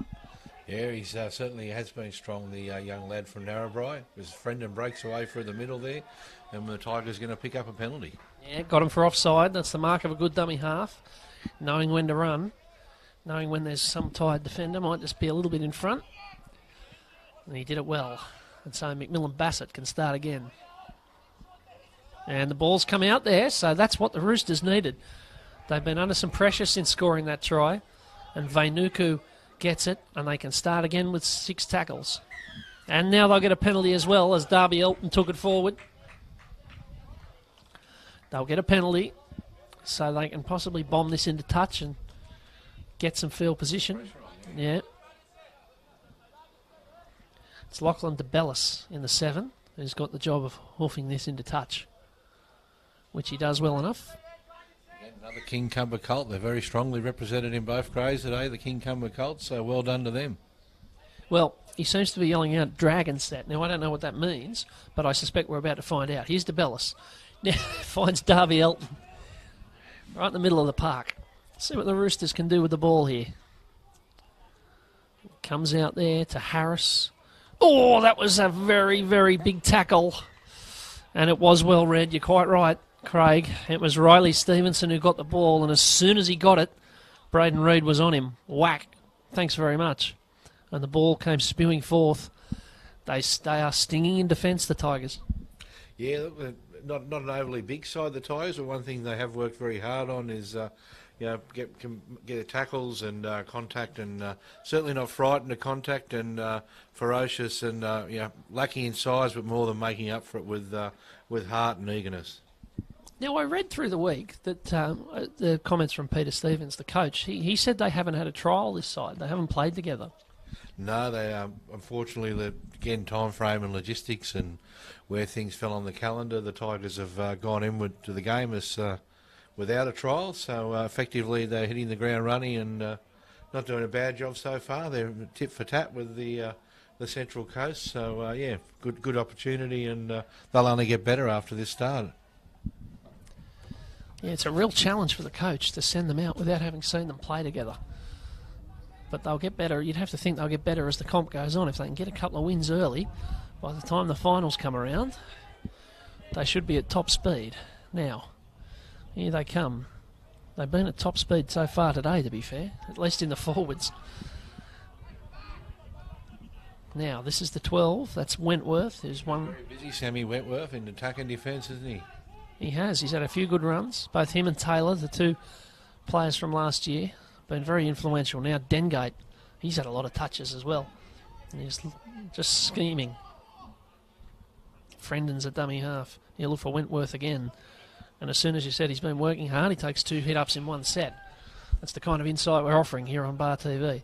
Now, over they go to Taylor. He's going to look for that kick again. This is going to be awkward when it bounces. It could go to anyone. It goes in the end to Stevenson. And they'll be grateful for that, the Roosters, because that was a little bit dangerous for a second. That was dangerous, but they got away. And they can start again. But they need, I think you'd agree, Craig, they need to start making a little bit more a few more metres in the middle. Yeah, certainly be looking to their front rowers to get them down the field. He's very strong early in the game. This dropped off a little bit, so hopefully they'll pick back up for the Central Coast. As I say, they're not lacking size out there as they come across. And he's going to be, I think that was an attempt at a 40-20. It's not going to be one out of dummy half because Taylor's back there. He didn't quite, Norris didn't quite strike it as he'd have liked, but Taylor gets it. And they can start again. It's a real wrestle so far in this game. We've had 12 minutes and the Roosters 6 lead the Tigers 4. The home team with the ascendancy here. This Central Coast Roosters club, they had 1 win in either grade last year. They didn't win in the Johns Cup, and they only got 1 win in the Daley Cup. But they've got a new training facility this year, funded by the Sydney Roosters over at the entrance, and they're by all accounts feeling a lot better about this year and how they might go. And we're seeing that so far with them having the lead. As Dengate dinks this in. That's a good kick, and Stevenson will pick it up. And look at that line. He's going to try and run around them like in the under-6s. He's got a bit of pace too. Here comes Stevenson with a bit of a drop of the shoulder. He gets to the 40. That was good play because it looked for all intents and purposes like a good chase. Great return from Riley Stevenson. Again, another Kincumber colt. Yeah, Kincumber providing the goods here today. Fisher took that run. It was a good one. Now Vainuku. Look at that. There's a bit of intensity. And he'll find the offload. He finds Fisher again. Here come the Roosters. Building here. Dengate all over his head. Both these teams mean this. They get a penalty, and there's a bit of sarcastic applause from Fisher. There's some feeling in this early on, in this first quarter of the game. They mean this, and the Roosters can tap and go here and have a real red-hot go at the Northern Region line. It's Elton. Now it's Keg King. Looking out the back to Harris. Harris finding the 12 there, Laver, who got belted. Really good defence. He can really tackle Braden Reid for a little fella at 5'8". Now the 16 with the ball. That's Paige Wilson. Cooper Paige Wilson, right in the shadow of the posts. They're flat on the left. They're deep to the right. They go all the way with the hooker, who goes himself. He won't score. He's held up over the line there, Clint Norris. They had options both ways. He chose to go himself. And they can start again. They've still got a couple of tackles in hand. Vainuku with dummy half's been caught by the dummy half there, by the marker there. And that's going to be a penalty, so they said he was a bit early. I thought for a second that Caleb McMillan-Bassett had pulled off a really important play. Yeah, good opportunity again with another set coming up for the Central Coast. The Tigers look a little bit weary. There's a bit of steam in early in the game. So. Look out for Vainuku. Here's a chance. Here they come, the Roosters. Back inside goes Elton. Full set of tackles. They can smell the line. He goes again, the dummy half. Norris. He doesn't mind a snipe. DeBellis deputising at dummy half. Harris. He decides to kick on second tackle, and it's not a bad one either, I can tell you. They're going to score, or are they? The flag is waved. They'll have to come out to the 20. The Northern Region Tigers have saved themselves there because that looked like it was a stroke of genius. Yeah, tremendous defence there. Mackenzie Shepherdson out there, and so it stopped what looked like a certain 4-pointer, Morgan. It did once he caught the kick and twisted himself around. I thought they're in here. But it was a bit of invention. I don't know how the coach will feel about the kick on second tackle, but he would have been happy with it if it had worked. He wouldn't have complained. No, you never knock back the 4 points, would you? Now, Johnson, he's already got a try today, and he's running very hard, doing a forwards work. Now the winger, Mackenzie Shepherdson, beating tacklers. And they're 30 out centre field all of a sudden. And that looks like Taylor. He's turning up everywhere. Now Frendon, Reid. That's a good ball, but it's been turned over there by Harris. He's got the dropsies. When you just felt for a second that something was building. Building, indeed, yeah. Just young Jalen Darcy coming on now for the Tigers. He plays for the Scone Club, a kid that lives in Corindai, so he gets his first opportunity at rep football this afternoon, so tremendous for young Jalen to get out there. Yeah, what Dungowan have got a few in this side. How many? About half a dozen. They got a few from the Dungowan Club, so strongly represented there, as is Singleton, North Tamworth, Aberdeen and Scone. Denman, Maxie Shepherdson from Denman has been very solid out in the wing. Yeah, they've come from far and wide, this Greater Northern Region side. But they're coming together fairly well so far. 6-4 though, the Roosters lead it in what has been a really high-quality game. And there are about 13 minutes of it to go in this first half.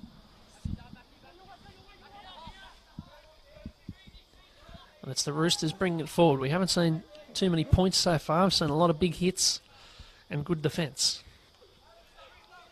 And it's going to take clever attack to register points today. Now, Elton, there might be a sense he might have lost that. Yeah, he doesn't think he did because he had his hand on it. But I must say it did look a little bit sus as he came out of that tackle. Yeah, a bit of a let-off for the Tigers there. Hopefully put themselves in position here to have a bit of a crack. But certainly the Central Coast, you got the feeling they've just been building. Yeah, so a good let-off for the Tigers there. And we'll see how we go here with Dengate set to feed the scrum. Yeah, Dengate, who's been touching the ball sort of 2 or 3 times every set here. Oh, off the scrum. Well, I mean, that can happen to anyone. You see that happen in first grade, you see that happen everywhere. But it wasn't the best time for it, for the Tigers there. You hope that it happens when you're 40-0 in front, rather than early in the game. I'd say that's probably never a good time, Morgan, but anyway, mistakes happen and we get on with life and the Tigers regroup. Yeah, well, it's a let-off for the Roosters, who had turned it over at an inopportune time.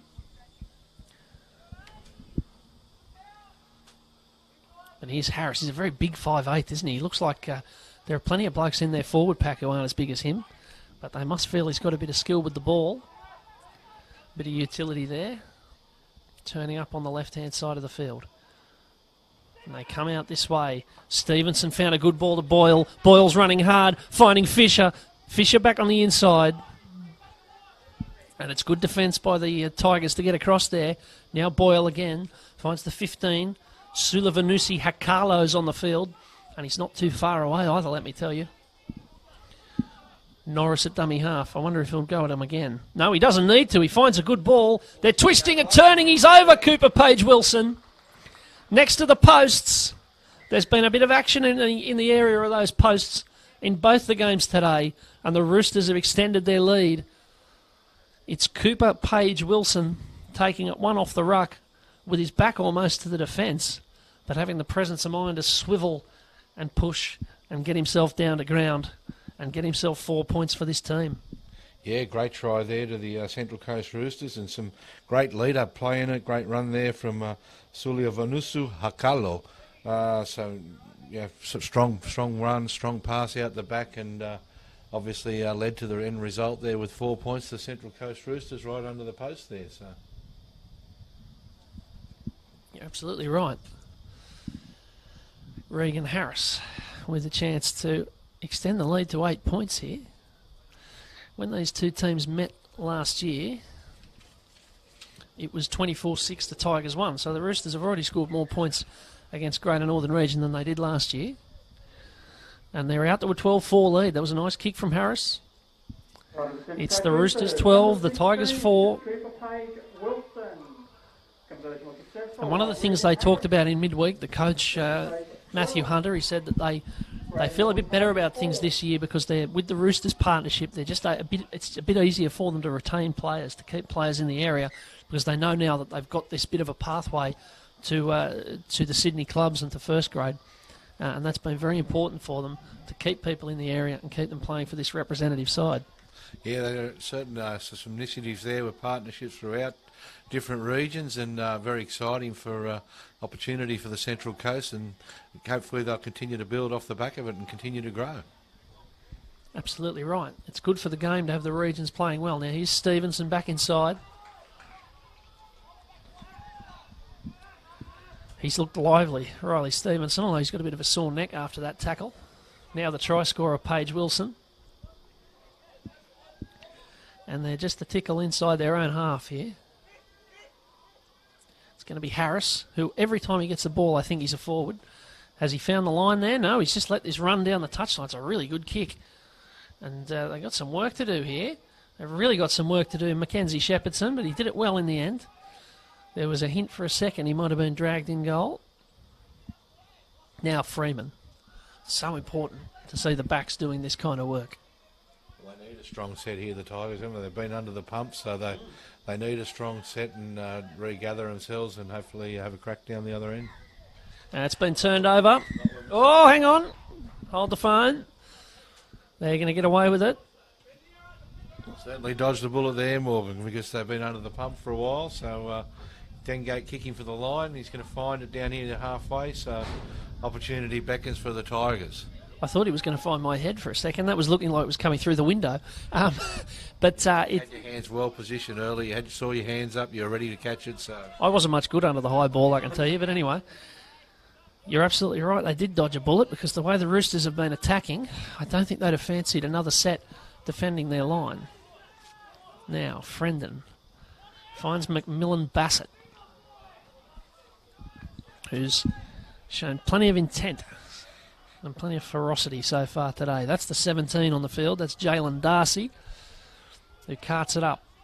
They're very flat on both sides here. This is Dengate. Dengate will go himself. It's a weaving, lovely run. He's got numbers to his left. He gets tackled in the end just short. But that was a nice run by Stephen Dengate. And it leaves them in good position. Flat ball across there. It's McMillan Bassett again. It was above his head. He did do well to catch it. Frendon. Dengate. Reed still.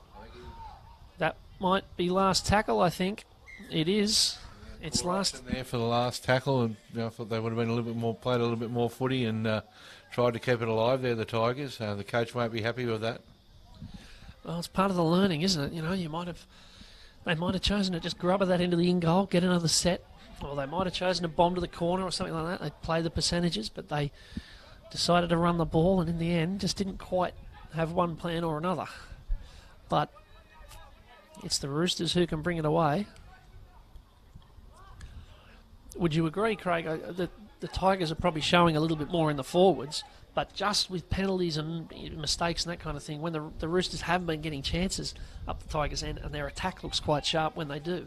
Just been that little bit sharper, haven't they? And they've taken advantage of it. You know, that was probably a example there where the Tigers had their chance and just didn't capitalise.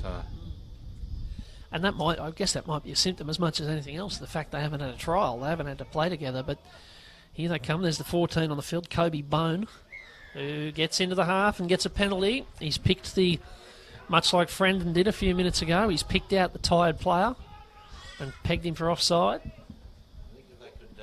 If they could jag a try before half-time, Peter Rolls-Stevens, the old Warrior Wombat, he'd be happy with that. I reckon that's right. Having trained all summer in 37 degrees, you'd think they'd be fairly fit. Now, here's Reed. So if they can stay close enough, they might fancy it late on. Now, McMillan Bassett, who I don't think's had a break. He's running very hard again. He's been busy, the Narrabri boy, and he's just gone all day. Now, watch out for Dengate and watch out for Reed. Oh, he had to watch out for himself in the end. He had to watch out for himself. It was Wentworth in the end who went over. Now here's a chance. Here's a big run, but they're going to have to come back. The crowd are going to have to curb their enthusiasm. Daniel Kelly thought he had a try, but he was mistaken. They've pulled it up for a forward pass. Yeah, missed opportunity there for the Tigers, and big let off for the Central Coast. So the few Central Coast boys with their hands on the heads, you probably think it'd be the other way around at this point in time. So hasn't this first half gone quickly? There's 5 minutes to go, 35-minute halves, but this has been good quality football. There's been a few mistakes and that kind of thing, but they're both throwing the ball around. They're hitting each other hard, and 30 minutes have gone by in a trice.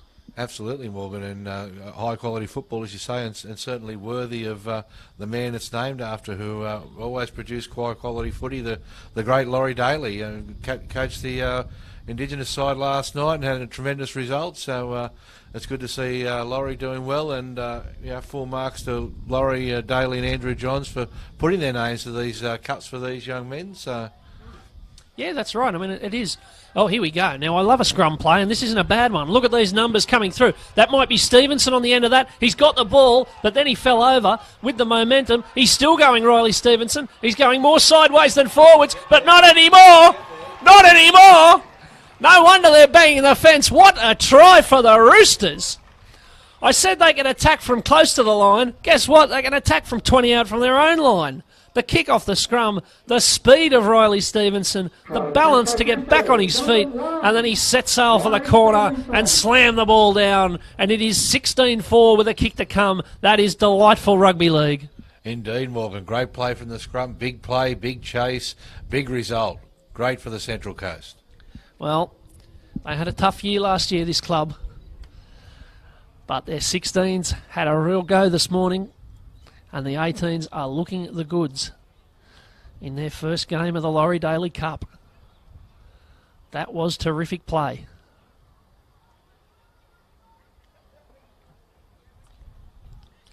Laurie Daley, of course, a country rugby league special from Junee. Andrew Johns from Cessnock. It doesn't matter where you come from in rugby league. If you're good enough, there is a path to first grade and representative football and everything else that comes with it. And that's what every one of these players has got to aim for. And something else they've got to aim for, of course, is that at the end of the season, the rep sides are going to be picked from this competition for the under-16s and for the under-18s with a trip to the UK, which I dare say a few of those boys will be fairly keen on. And it'd certainly be putting a spring in the boys' step if they haven't already got one. What a great opportunity for young men to put themselves forward and be selected in the 16s, 18s to tour the UK later in the year. Yeah, great initiative from Country Rugby League. Yeah, that's right. Apparently it's the first time Country Rugby League's ever sent a junior representative side to the UK. Now, here's Harris. Let's see what he can do from touch. See, he's got plenty of it. That doesn't look too bad, you know. That looks fantastic. And the crowd over in the Joe Bishop stand have got a little bit to cheer about here because the Roosters have skipped out to an 18-4 lead with 2 minutes left in this first half. on this. He's been very industrious, Regan Harris, very lively with the footy all day. Central Coast 18. Yeah, that's right. Greater Northern Tigers 4. He's a big unit, but he's doing it well. On they come. Whack. That was Sulivanusi Hakalo bringing it back. And the Roosters can just wind this down and get to half-time here, feeling very good about themselves. And that's a good run. Look at him bumping past a couple. He's been very keen, Darby Elton. Now the dummy, that's Blackall, who's come on. And they'll look to the short side. It's Elton again. And that's Keg King. And the ball comes out the back. They've given it away. It might have just been a moment to hang on to that pass with a minute and a half to half-time, because it just gives them a look. This is a big moment in the game. McMillan Bassett again bringing it forward. Now the 17, Jalen Darcy. It was a strong run. Frendon looking for an opportunity, getting absolutely belted, playing on. Here's Frendon. He got shirt fronted there and went on with it. What can they cook up here? With 50 seconds left. Reed, really good ball. Used the momentum. Harris got dragged down.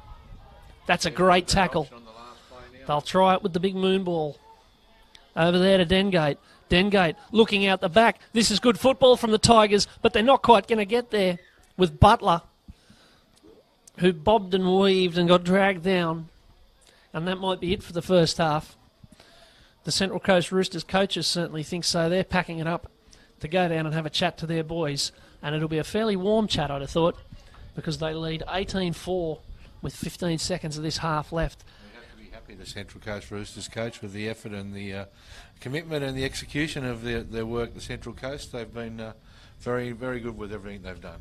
Well, they've looked sharp with the ball, haven't they? Whenever they've got a chance, they've looked very sharp. And that's the that's the half-time siren.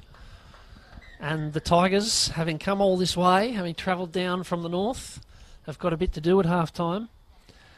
They're going to have to get themselves back together because they haven't really been dominated on the field, and yet they find themselves 2 and a bit tries behind. It's 18-4 here at half-time. The Roosters of the Central Coast lead the Northern Region Tigers. We'll go to a break on Bar TV. We'll be back with more in a few minutes. Greater Northern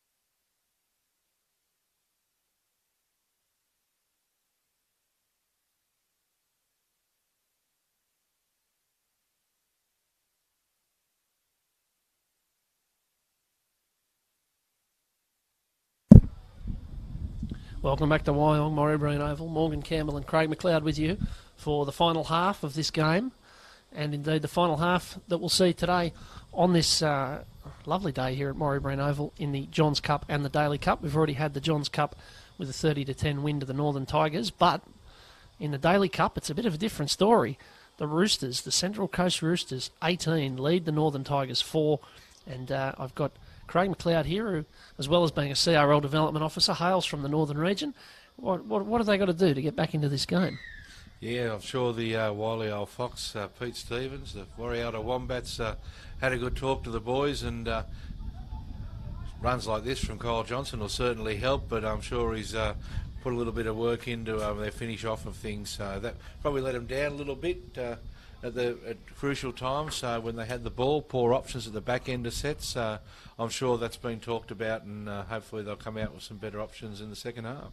Yeah, I reckon that's right. They did have their chances. They did get close, but they just couldn't quite crack the line after that first brilliant try off the kick early in the game. Now, they've got a chance straight away, so let's see if they've worked anything out at half-time. Remember, they haven't had a trial, this team, so they haven't had much opportunity to, work out how each other plays and get combinations together. It might have been a bit of that in the first half. Here they come. What do they got? Sam Wentworth carting the ball up. They set out the wingers all the way back on the 40 here on this near side. They'll go short. And this is Kelly, who thought he had a try in this first half. He has got a try in the second half. Well, you can talk about execution and attacking and all that sort of thing. In the end, getting someone running hard at a straight line on the try line, and they've got the first 4 points of the second half. It can be a simple game, rugby league. Indeed, very much, Morgan. And that was certainly what young Dan Kelly from the North Tamworth Rugby League Club did. Plenty of purpose, run hard and straight, and he was just too big, too strong. And again, he's a year younger, coming up from the 16s program last year. So quite a lot of the players here, whilst a few have come up, as you alluded to earlier, there are a lot of year young ones, and certainly a great experience for Dan, and hopefully the Tigers can build on this, although I probably shouldn't be biased on the... I'll let you off with that.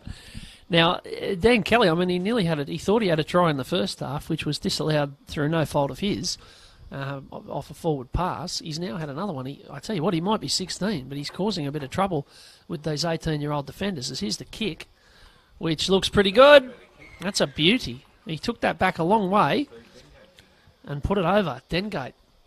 So 18-10, and now we've got a bit of a game here at Maurie Breen Oval. That might cause a bit of nerves over there in the grandstand. And the Roosters slowly making their way back. As the crucial messages go out from the trainers everywhere, the Central Coast looking to chase the kick, and of course the Tigers being reminded to catch it and complete. Yeah. They always say that. You've got to complete your set after points. They always say that. And that's a really strong run from Dan Kelly. He's just scored a try, and he's got a bit of wind in his sails here. And the Tigers can really build now. That's Jalen Darcy. They're going to come to the right. He's lost a boot, Darcy, to play on. Now here's Kelly again. He just wants the ball, and why wouldn't he? He's making 10 metres every time he carts it up and beating defenders. They'll come to the right here. And that looks like Harris in the 11. They're working to the right. The halfback's clapping his hands, wants the ball. And that's why, because he wanted to go wide. And it's Butler.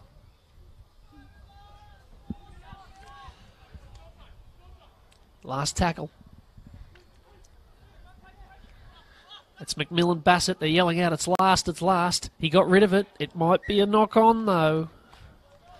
It's a knock-on from Kobe Bone. And the Roosters get it back. Again, just that last tackle option, letting the Tigers down. I think Stevie Dengate looking for the footy there, and get the ball in the other way. So just need to work on that and tidy that up. I don't think Caleb McMillan Bassett, with no disrespect, I don't know that he was who they wanted to get the ball on last tackle. I don't think that was in the plan. As the Roosters come back, and this is Keg King, who's already got a try today and has been very busy. And he's got a strong upper body. He really bumped away there. Now they come away. That's a really good ball. I think it was Darby Elton again on that fringe. They come back here to DeBellis and now to Harris. And they're coming for this, you know. Sipple thinks he has a play at this. In the end, he doesn't. But it was a close run thing, and the Tigers were just a little bit too casual there in allowing the Roosters to have a look. McMillan Bassett chasing back there, the Narrabri boy back there cleaning up again, so the front row is as busy as always. Now there's a chance. That's a really good ball, and they're off down the right here.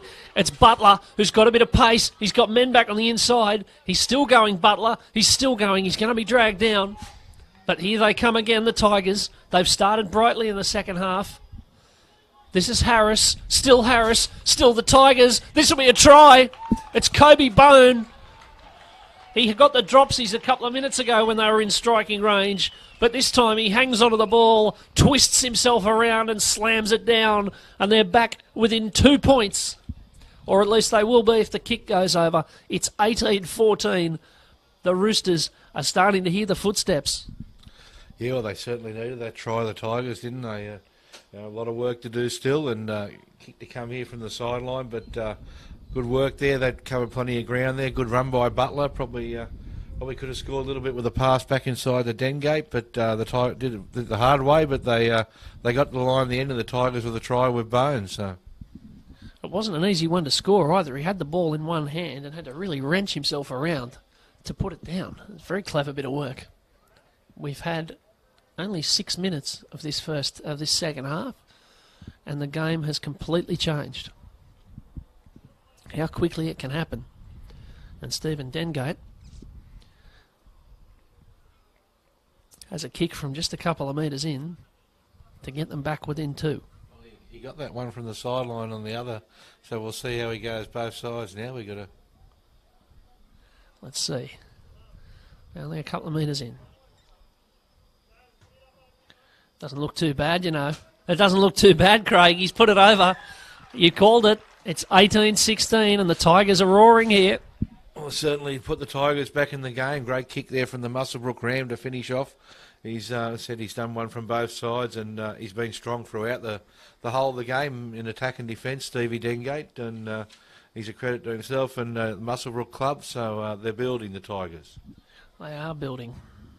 And the Roosters, they would have to be nervous about how this first couple of minutes of the second half have gone.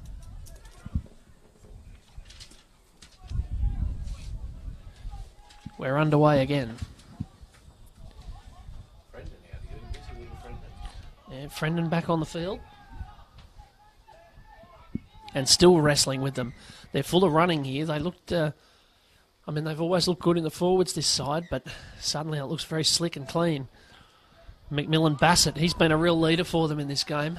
I think he's had a break, the Narrabri boy. He's a machine, the McMillan Bassett. He just keeps on keeping on, the Energizer. Yeah, that's right. Here's Shepherdson. Look at the metres they're making. They're 30 out off only about 3 or 4 tackles. Frendon. Dengate still. And this will be last now with Reid at first receiver. Trying to scheme and find a way through. It is Reid. It's not the best kick, but it's still there for Bone. They're going to say 6 more. They're going to say it was a charge down. Bone hoiks it across. It's a bit of a hospital ball. It's still there for Johnson. Someone needs to yell out at the 6 to go, and in the end, they go down with the ball. There's a lot of screeching from the Roosters coaching staff saying defend the error, and they've ended up with an error. It's Reid who turns it over. That was a chance for the Tigers. That would have been terribly demoralising for another try to go in this first 10 minutes of the second half. But the Roosters might be able to just settle here and try and get themselves back together. Yeah, well, they need a little bit of composure then, the Tigers, and just rush things a little bit and coming out with a mistake that probably could ill afford. There's still a bit of time in this game, so they've just got to pull themselves together and look for opportunity. Yeah, that's right. They've got to go back to what worked for them in the first half. But one of the things they haven't had in this second half is mistakes from the Tigers, who were really giving away a bit of field position. And the minute they stopped doing that, they've come right back into the game. Now, the short side's on here. And this is Butler. Rosemeyer, who I don't think I've called yet today. Caden Rosemeyer. There hasn't been a lot of ball on this side of the field for the Roosters. That's Cooper Page Wilson. He's already got a try today. And he's been running the ball well. Now the 12, that's Laver. Couple of tackles still in hand and into the Tigers' territory, but Blackhall puts the kick in. It's not a bad one either. That's probably not the worst option at this stage of the game, to just run it into touch. Take the kettle off the stove for a second and let everything calm down. Indeed, they all grab a bit of a breath and we go again. So I'm sure the Roosters don't look like they're in a hurry to get there. So they're a good rest for all of them here. Yeah, clever bit of play from the deputy dummy half, Isaac Blackhall, in the 14. And it's an expectant crowd here. We're seeing a good contest. The second good contest we've seen today. We've seen the Johns Cup, now the Laurie Daley Cup. This competition in its second year. Last year it was the Newcastle Knights development squad that won the Laurie Daley Cup 22-16 over the Riverina Bulls in the grand final. But this Northern Region Tigers side did make the semi-finals, but they've turned this over again. And there's a bit of chat out there now. And the Roosters have just maybe shifted the momentum a little bit through some patience and doing little things right. Exactly right. It's a mistake the Tigers could ill afford, and the Roosters certainly got a bit of a spring, you can see off the back of that. Yeah, there's a bit of clapping and carrying on. And they can set the scrum. Try and launch an attack. As the sun's well and truly out now, to be fairly warm out there now. Stevenson, there's an appeal for something for a late shot. The referee's allowed play to go on. Now he's going to come back and blow a penalty, and the touchy's going to run in. And that might have been a bit rough because Lachlan DeBellis hasn't got up. And as soon as he was tackled, there was a real yowl from the Central Coast players. They immediately thought there was foul play. So the touchies are going to have a chat here, and I wonder what they might do.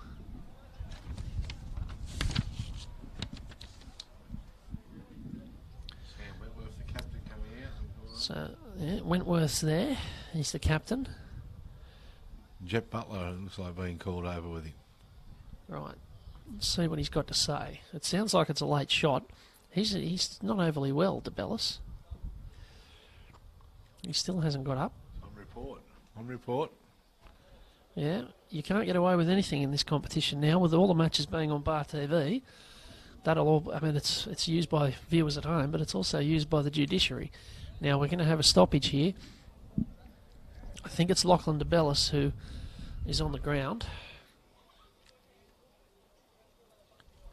and he's getting some serious attention.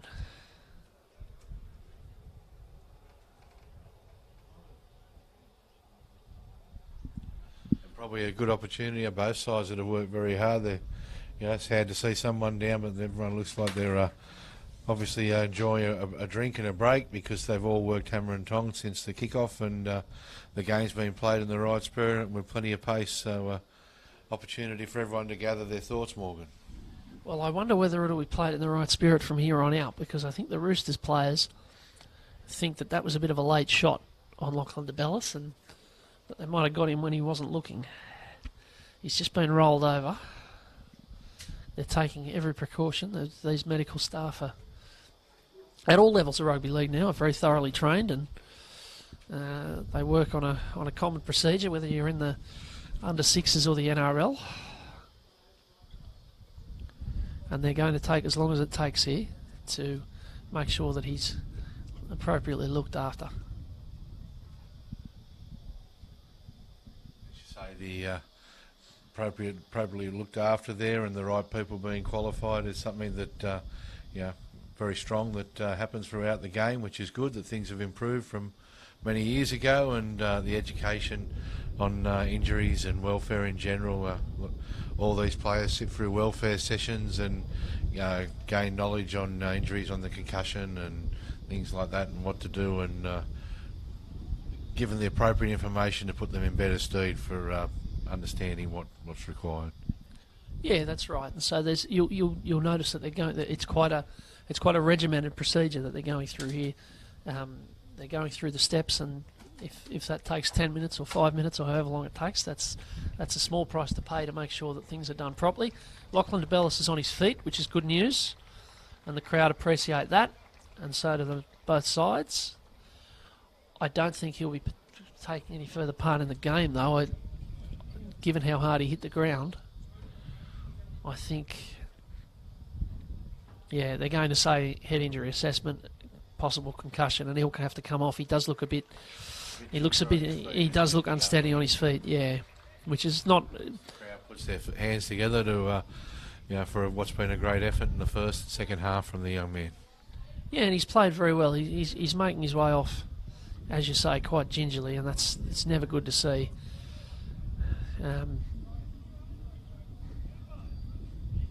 He has played well. He's looked good. He's had some good touches in the game, Lachlan DeBellis, and with any luck, he'll get better over the next few days and get back into the side. Yeah, we wish him a speedy recovery, Morgan, and as the Central Coast gets set to take advantage of an opportunity here and get back to the footy.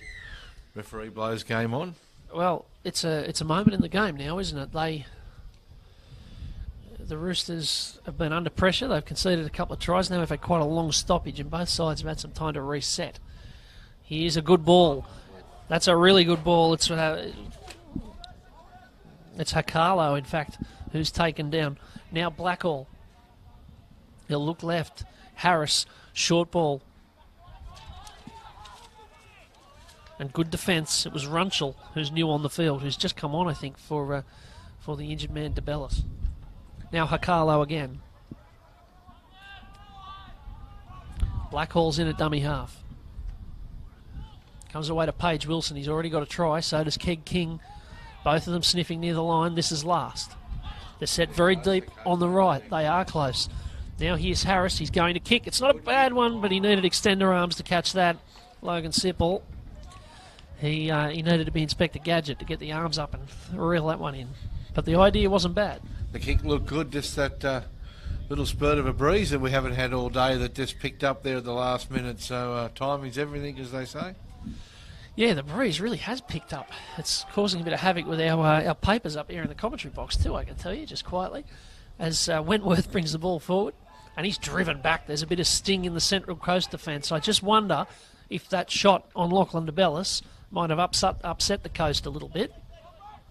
I wonder if they might want a piece of these Northern Region boys now. There's a little bit more sting. That looked like a forward pass, and it was. Yeah, Dengate, they just got their angles wrong there. Just the timing. Yeah, no, poor option there, and we probably needed to go to the line, take the line on himself then, Stevie Dengate. But anyway, the regroup, and Central Coast have got the balls. We packed the scrum down just inside the halfway with the Central Coast picked up. Well, one of the things you learn about, one of the things you notice about watching junior football, especially at these age groups, 16s, 18s, is that people are learning the game. You know, they're getting better all the time, and that's part of the process of junior football, and it's part of the reason that the Andrew Johns Cup and the Laurie Daley Cup have been started, to give these teams an opportunity to learn and play against each other. And next level up, isn't it? That's moving forward through the ranks, and that's right. Now a penalty. He's got both of those players for offside as the referee. Prize opportunity for the Central Coast now. Having had the big, that might not go into touch, you know. Oh, it will just. It's ended up being not bad. They're going to be 10 out. Having had the big storm at the start of the second half, if they could score here, it would be such a boost. To just end that momentum the Tigers had developed. Here's Hakalo. Clinging desperately onto the ball, as three defenders clung desperately onto him. Now Keg King. Now the fullback Stevenson. Now it's out the back. It's still there for Boyle. Boyle's hard to stop. He'll be taken down. Still plenty of tackles here. That's Elton, who's had a hell of a lot of runs today. Keg King was cut out. It's Harris. He might just go himself. Harris! He's a big body going at speed. And Regan Harris crashes over. They were all set up to the left. I think he probably did intend on going out there, but the good halves have got to see something when it's on, and it was on, and so are the Roosters. It's 22-16 with a kick to come. Yeah, certainly deserved try for Harris. He's been solid all day, hasn't he? He's been in everything from the get-go, and well deserved. Yeah, that's absolutely right. He's had a lot of touches, Regan Harris. He's a big unit, but like most good 5'8", he's got a bit of a running game there, you could see, with the way he weaved through the defence. And that mix of pace and power is the sort of thing that, he might be another name going into black books around country New South Wales. Scouts, if you're sitting at home watching, I hope you're enjoying the show. I hope you've picked a few winners out of today's form. As Harris puts the kick over as well, it's 24 points to 16 here at Morrie Breen Oval, and there are 19 minutes left. So the Greater Northern Tigers have got to find at least 2 scores here to get themselves back. They made the big charge, now they find themselves 8 behind again. Yeah, still plenty of time to go, and there's plenty of footy to be played, Morgan, so just a matter of the Tigers regrouping and get a bit of composure, and they came out of the blocks 100 miles an hour, so but the full credit to the Roosters, they've come back, and great try there. So off we go again. And the Roosters are running noticeably harder, it must be said. But the Tigers all day in both divisions have really shown their strength in defence as Keg King cuts it up. They're getting numbers into those tackles, the Tigers.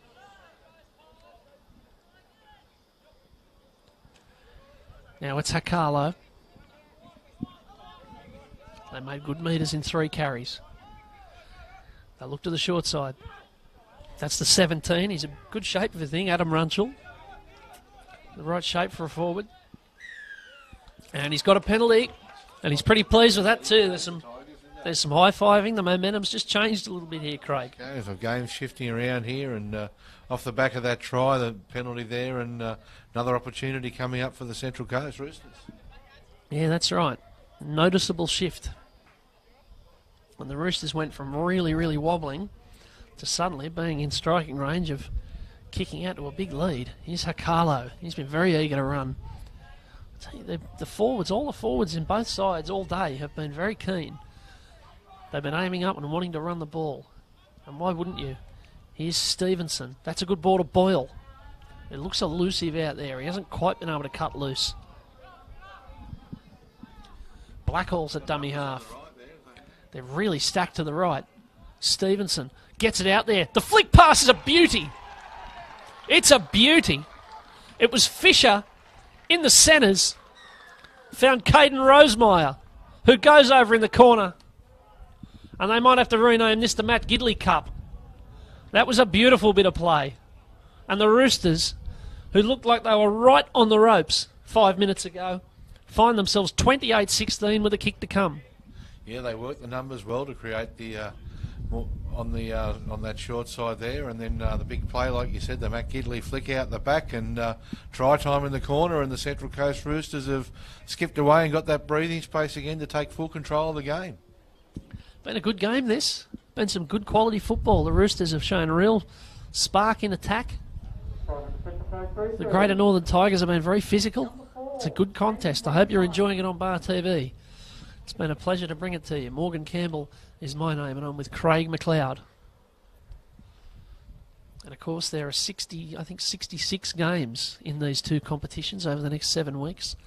Every team from the Southern Pool and every team from the Northern Pool plays each other once. Then there are semi-finals and a grand final in both the 16s and the 18s. As Harris with a chance to kick them more than 2 converted tries in front. And it's a chance he has taken. The lead of 14 that they took into half-time has been restored. And the Tigers, having climbed almost all the way to the top of Everest, are back at the bottom and have to start again. Yes, indeed. It's a good way of putting it, and I think we've probably just under 15 minutes of play. They've probably get a bit of a shake on here and look for some footy. Need the ball to do it. I think this might be a shoulder charge. They went up for it straight away. Oh no, head high, yeah. They went up for it. It's been one thing I've noticed about this second half that just occurred to me, Craig. There haven't been as many mistakes. The quality of the game, which was already reasonably high. Oh, look out, hands. Jeez, we knew that was fine. I could have got a hand on that. The quality of the game's really gone up. There haven't been many knock-ons. Yeah, it's a credit to both teams, isn't it? The physicality and the skill level and the little play down the short side that you just saw for the last try with the flick out the back, and all the young men on the field that's testimony to not just their ability but their coaching staff that have worked very hard with them in the off-season. Yeah, that's right.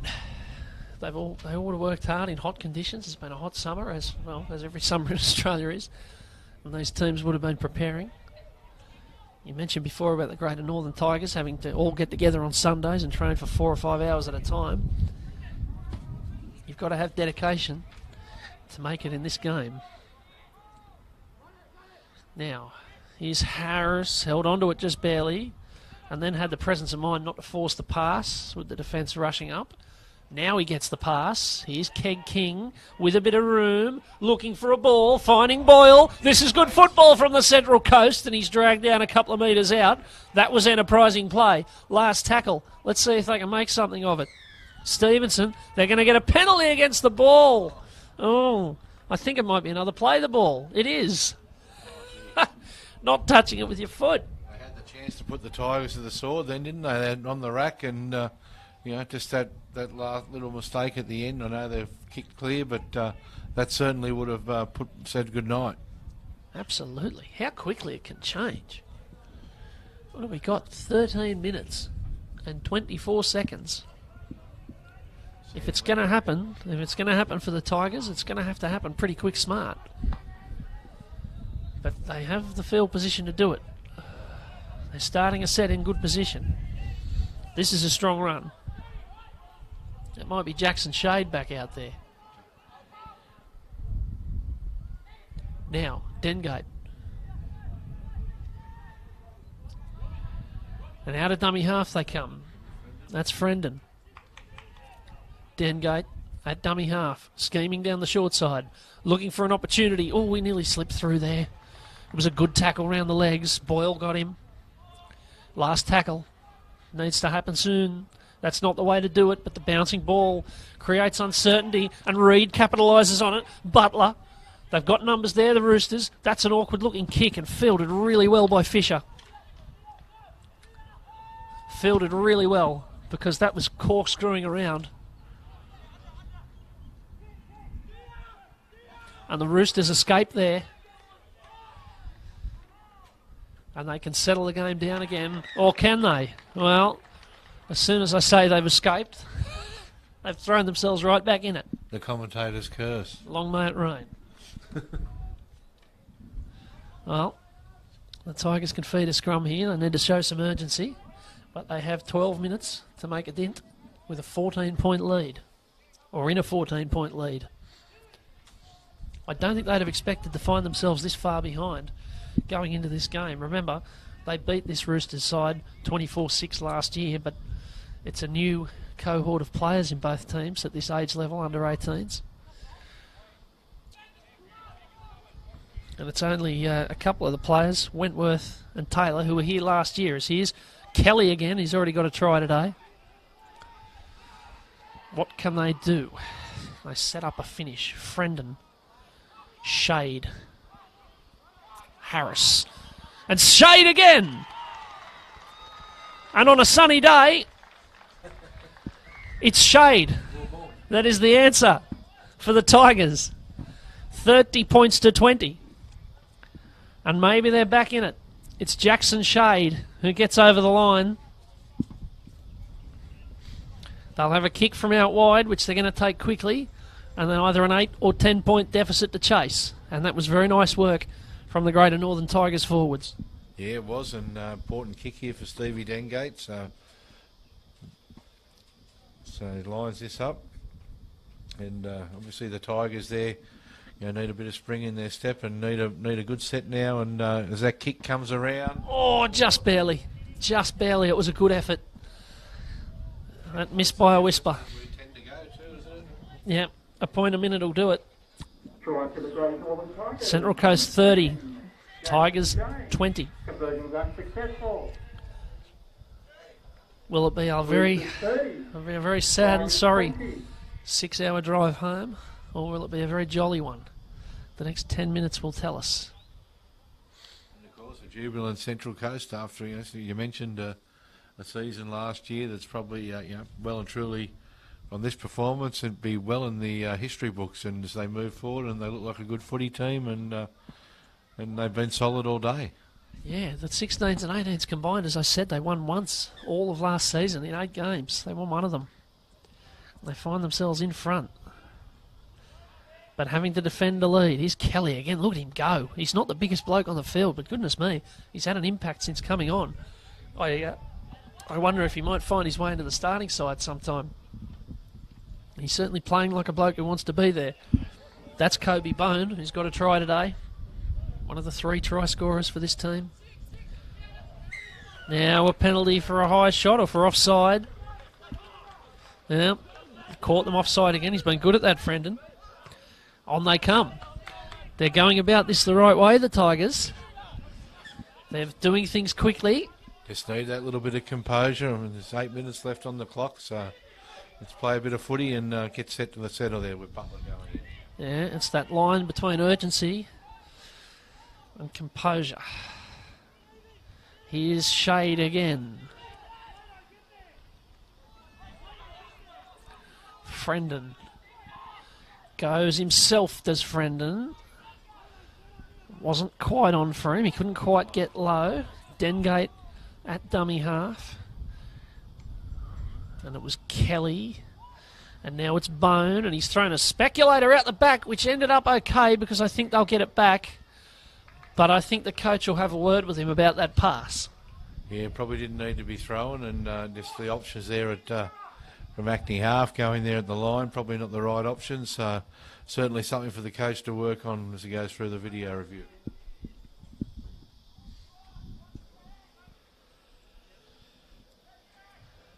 Well, how's our time? 7 minutes 50. It's got to happen quickly. Down the short side, straight away. It's the winger. It's Freeman, who just has a crack at them. It was ambitious, but it might have caught them by surprise. He came at them hard. It wasn't for lack of trying. That's an awful pass. It's going to be play on for Johnson. Time enough, if good enough, for the Tigers. They're flat to the left. They're deep to the right. Frendon's in the middle, and he's got the ball down next to the posts. And the grandstand finish is coming. And one half of the grandstand signals their approval. He's been threatening to do that all day, Clay Frendon. He's tried and tried, and he's got there. Craig, you're getting a bit nervous. A little bit nervous for the black and golds. Yeah, Clay Frendon there coming up with a try. He's had a couple of cracks from dummy half, as you alluded to, and he's got there, I think, on the 3rd attempt at it. So certainly a crucial one and right alongside the sticks. Hopefully Stevie Dengate can put the 2 points through, and we've got an exciting 5 minutes coming up. Don't we just? Now, I think there might have been some back chat here. The referee not having any, but he's just having a word to the Roosters players. You're right, we've got 7 minutes.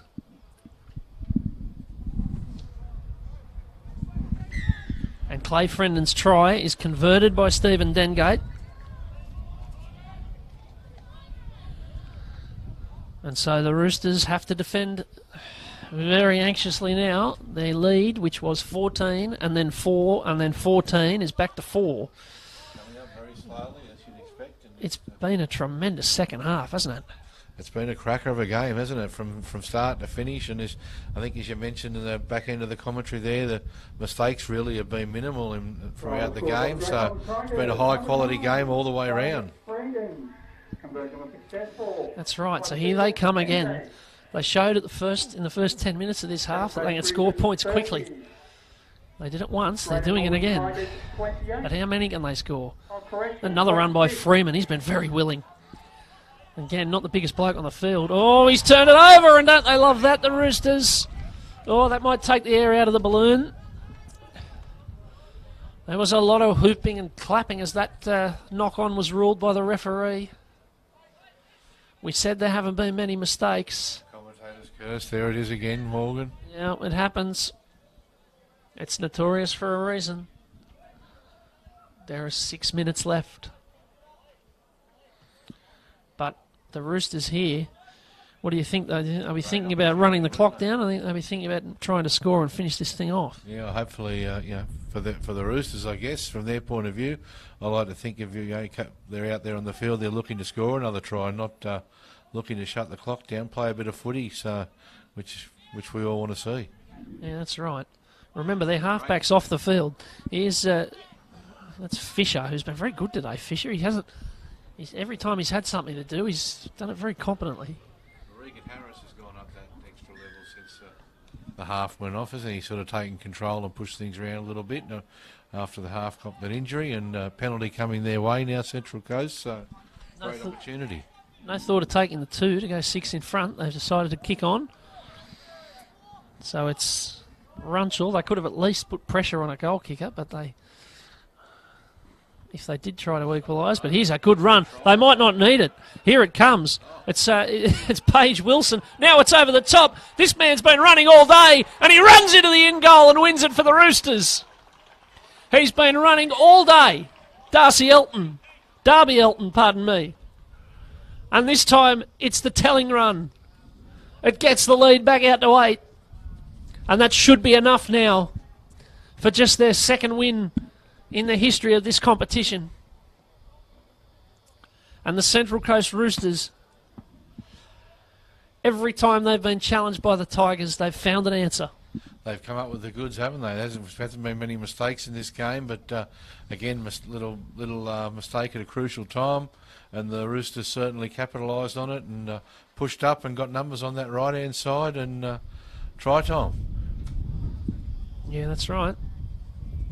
Mistakes at the wrong time. It just halted their momentum. They had the roll. They'd scored a couple of good tries. You felt that if they got up there again, they might have enough to score. But they robbed themselves of that opportunity. Now then, Harris from touch for a 10-point lead again. Not this time. No, he's kicked well. He's kicked really well. And what you said is right. He has, since Lachlan DeBellis went off, and we hope he's okay, Regan Harris has taken over. Now they're kicking off quickly, the Tigers, and they're kicking out on the full. They're kicking out on the full. You could see what they were trying to do. Kick off, and when things aren't going well, then they suddenly go from bad to worse at times when you don't need it. So a mistake there to lead to a try, and good intent coming up, looking for a short kick off and trying to get the ball back, and just one of those things that's gone the other way, but at least they're still trying something, which is the important thing. Now, there was a thought there for a second of taking the kick at goal there. That one of the trainers for the Central Coast yelled out, "Regan, can you make that? As in, can you make the posts?" I think he was saying, "Can you kick it 50 metres?" They've decided not to, but they'll have the ball for another go. 3 minutes left in what has been a very entertaining, high-quality and high-scoring game. Here's Stevenson. And Boyle's going to be driven here. They got hold of him and forced him back, and I think they forced the ball out. No, he's held onto it just barely. Well done. Now Elton again. Darby Elton. Now they're short over on the left here, the Tigers, if the Roosters want to be expansive, but not at the moment. They go up the middle with Paige Wilson. They've got options both ways. They're going to go to the right. Stevenson, who's done some ball playing in this team. Boyle, hoiked over the top. Back inside. It's Rosemeyer. He's not too far away. Now Blackham. He's just going to grubber this and try and get the ball back. They will get the ball back at the very least. And that was very bold there from Braden Reid. He took that under a lot of pressure. I think got absolutely belted by Sione Vaianuku. Brave under that ball, yeah. Would have been another 6 points there right under the sticks if he didn't put his body on the line. So great effort from the young man. He's been very willing today, Braden Reid. He hasn't had that many opportunities with the ball, but some of his defending's been tremendous. And oh dear. Well, Adam Runchell has caught the ball with his foot on the touchline. Time's probably going to be the enemy here, I would say, from the Tigers' point of view, but certainly not from the Central Coast. 90 seconds, 8 points. I dare say you're right. But if they did it quickly, they might get a chance off a kick-off, I suppose. But things are going to have to happen pretty snappily because it's 1:06 to go. And that's Jet Butler taking it forward. The Tigers with their last chance. The Tigers next Saturday host the Knights up at Scone in both 16s and 18s, as I mentioned before. The Roosters are back here next Sunday against the North Coast, 16s and 18s. So both sides straight back into it next weekend, still in summer. As away they go, this is their chance with Harris. It's thrown inside, it's turned over by Butler. That'll be it. There won't be any more of substance now. 25 seconds to go. The Central Coast Roosters, who only got one win in all of last season, are 1 from 1 in the new season. And, well, Craig, on the balance of the play and on taking their chances and being sharp with the ball, you'd have to say they deserve it. Oh, well-deserved winners, Morgan. Well-deserved winners. They capitalised on any errors that the Greater Northern Tigers made, and a couple of their forwards there had really outstanding games, and especially off the back of that, young Regan Harris, we've mentioned him a few times. He was very strong, and in the forwards, Hikalo from Terrigal, young Hikalo, Sunavusu Hikalo, and the other young fella, Sione Vanakua from the Kincumber Club. What has it against both names, a Tongan background there, and of course Tonga in recent times very prominent in the rugby league, so probably a couple of future potential Tongan national players coming through there, but certainly great effort and well done to the Central Coast, and I'm sure the coach will be very happy with their efforts. I dare say you're right. I dare say you are right. They've been tremendous today, the Central Coast. They fully deserve their 34 points to 26 win over the Greater Northern Tigers. Remember, in the Andrew Johns Cup, the under-16s earlier today, it was the Greater Northern Tigers 30, the Central Coast Roosters 10. I think your trip home back to Tamworth or wherever it might be for the different players, there's going to be one half of the bus very jubilant, very happy. The other half of the bus might be a bit quiet and a little bit sullen. But so it's next week, I guess, is the main thing, and all roads lead to Scone. Scone Thoroughbreds, as you alluded to, will host the footy next week for us. So host the venue. So yeah. Anyway, it's footy's footy, and the important thing is how they bounce back and regroup as a squad now, and full marks to the Central Coast Roosters, who have won today here at Morrie Breen Oval. Well, people of the Greater Northern region, if you're nearby to Scone, get out there next Saturday and have a look at these teams in your 16s and your 18s, because even though only one of them got the win today, you've got a couple of groups of boys who really have a go. Plenty of skill and very physical putting in for the cause. So that's about all we've got for you today on Bar TV, here at least. But if you stick on the Country Rugby League website, of course, you can see the other games that are still going on.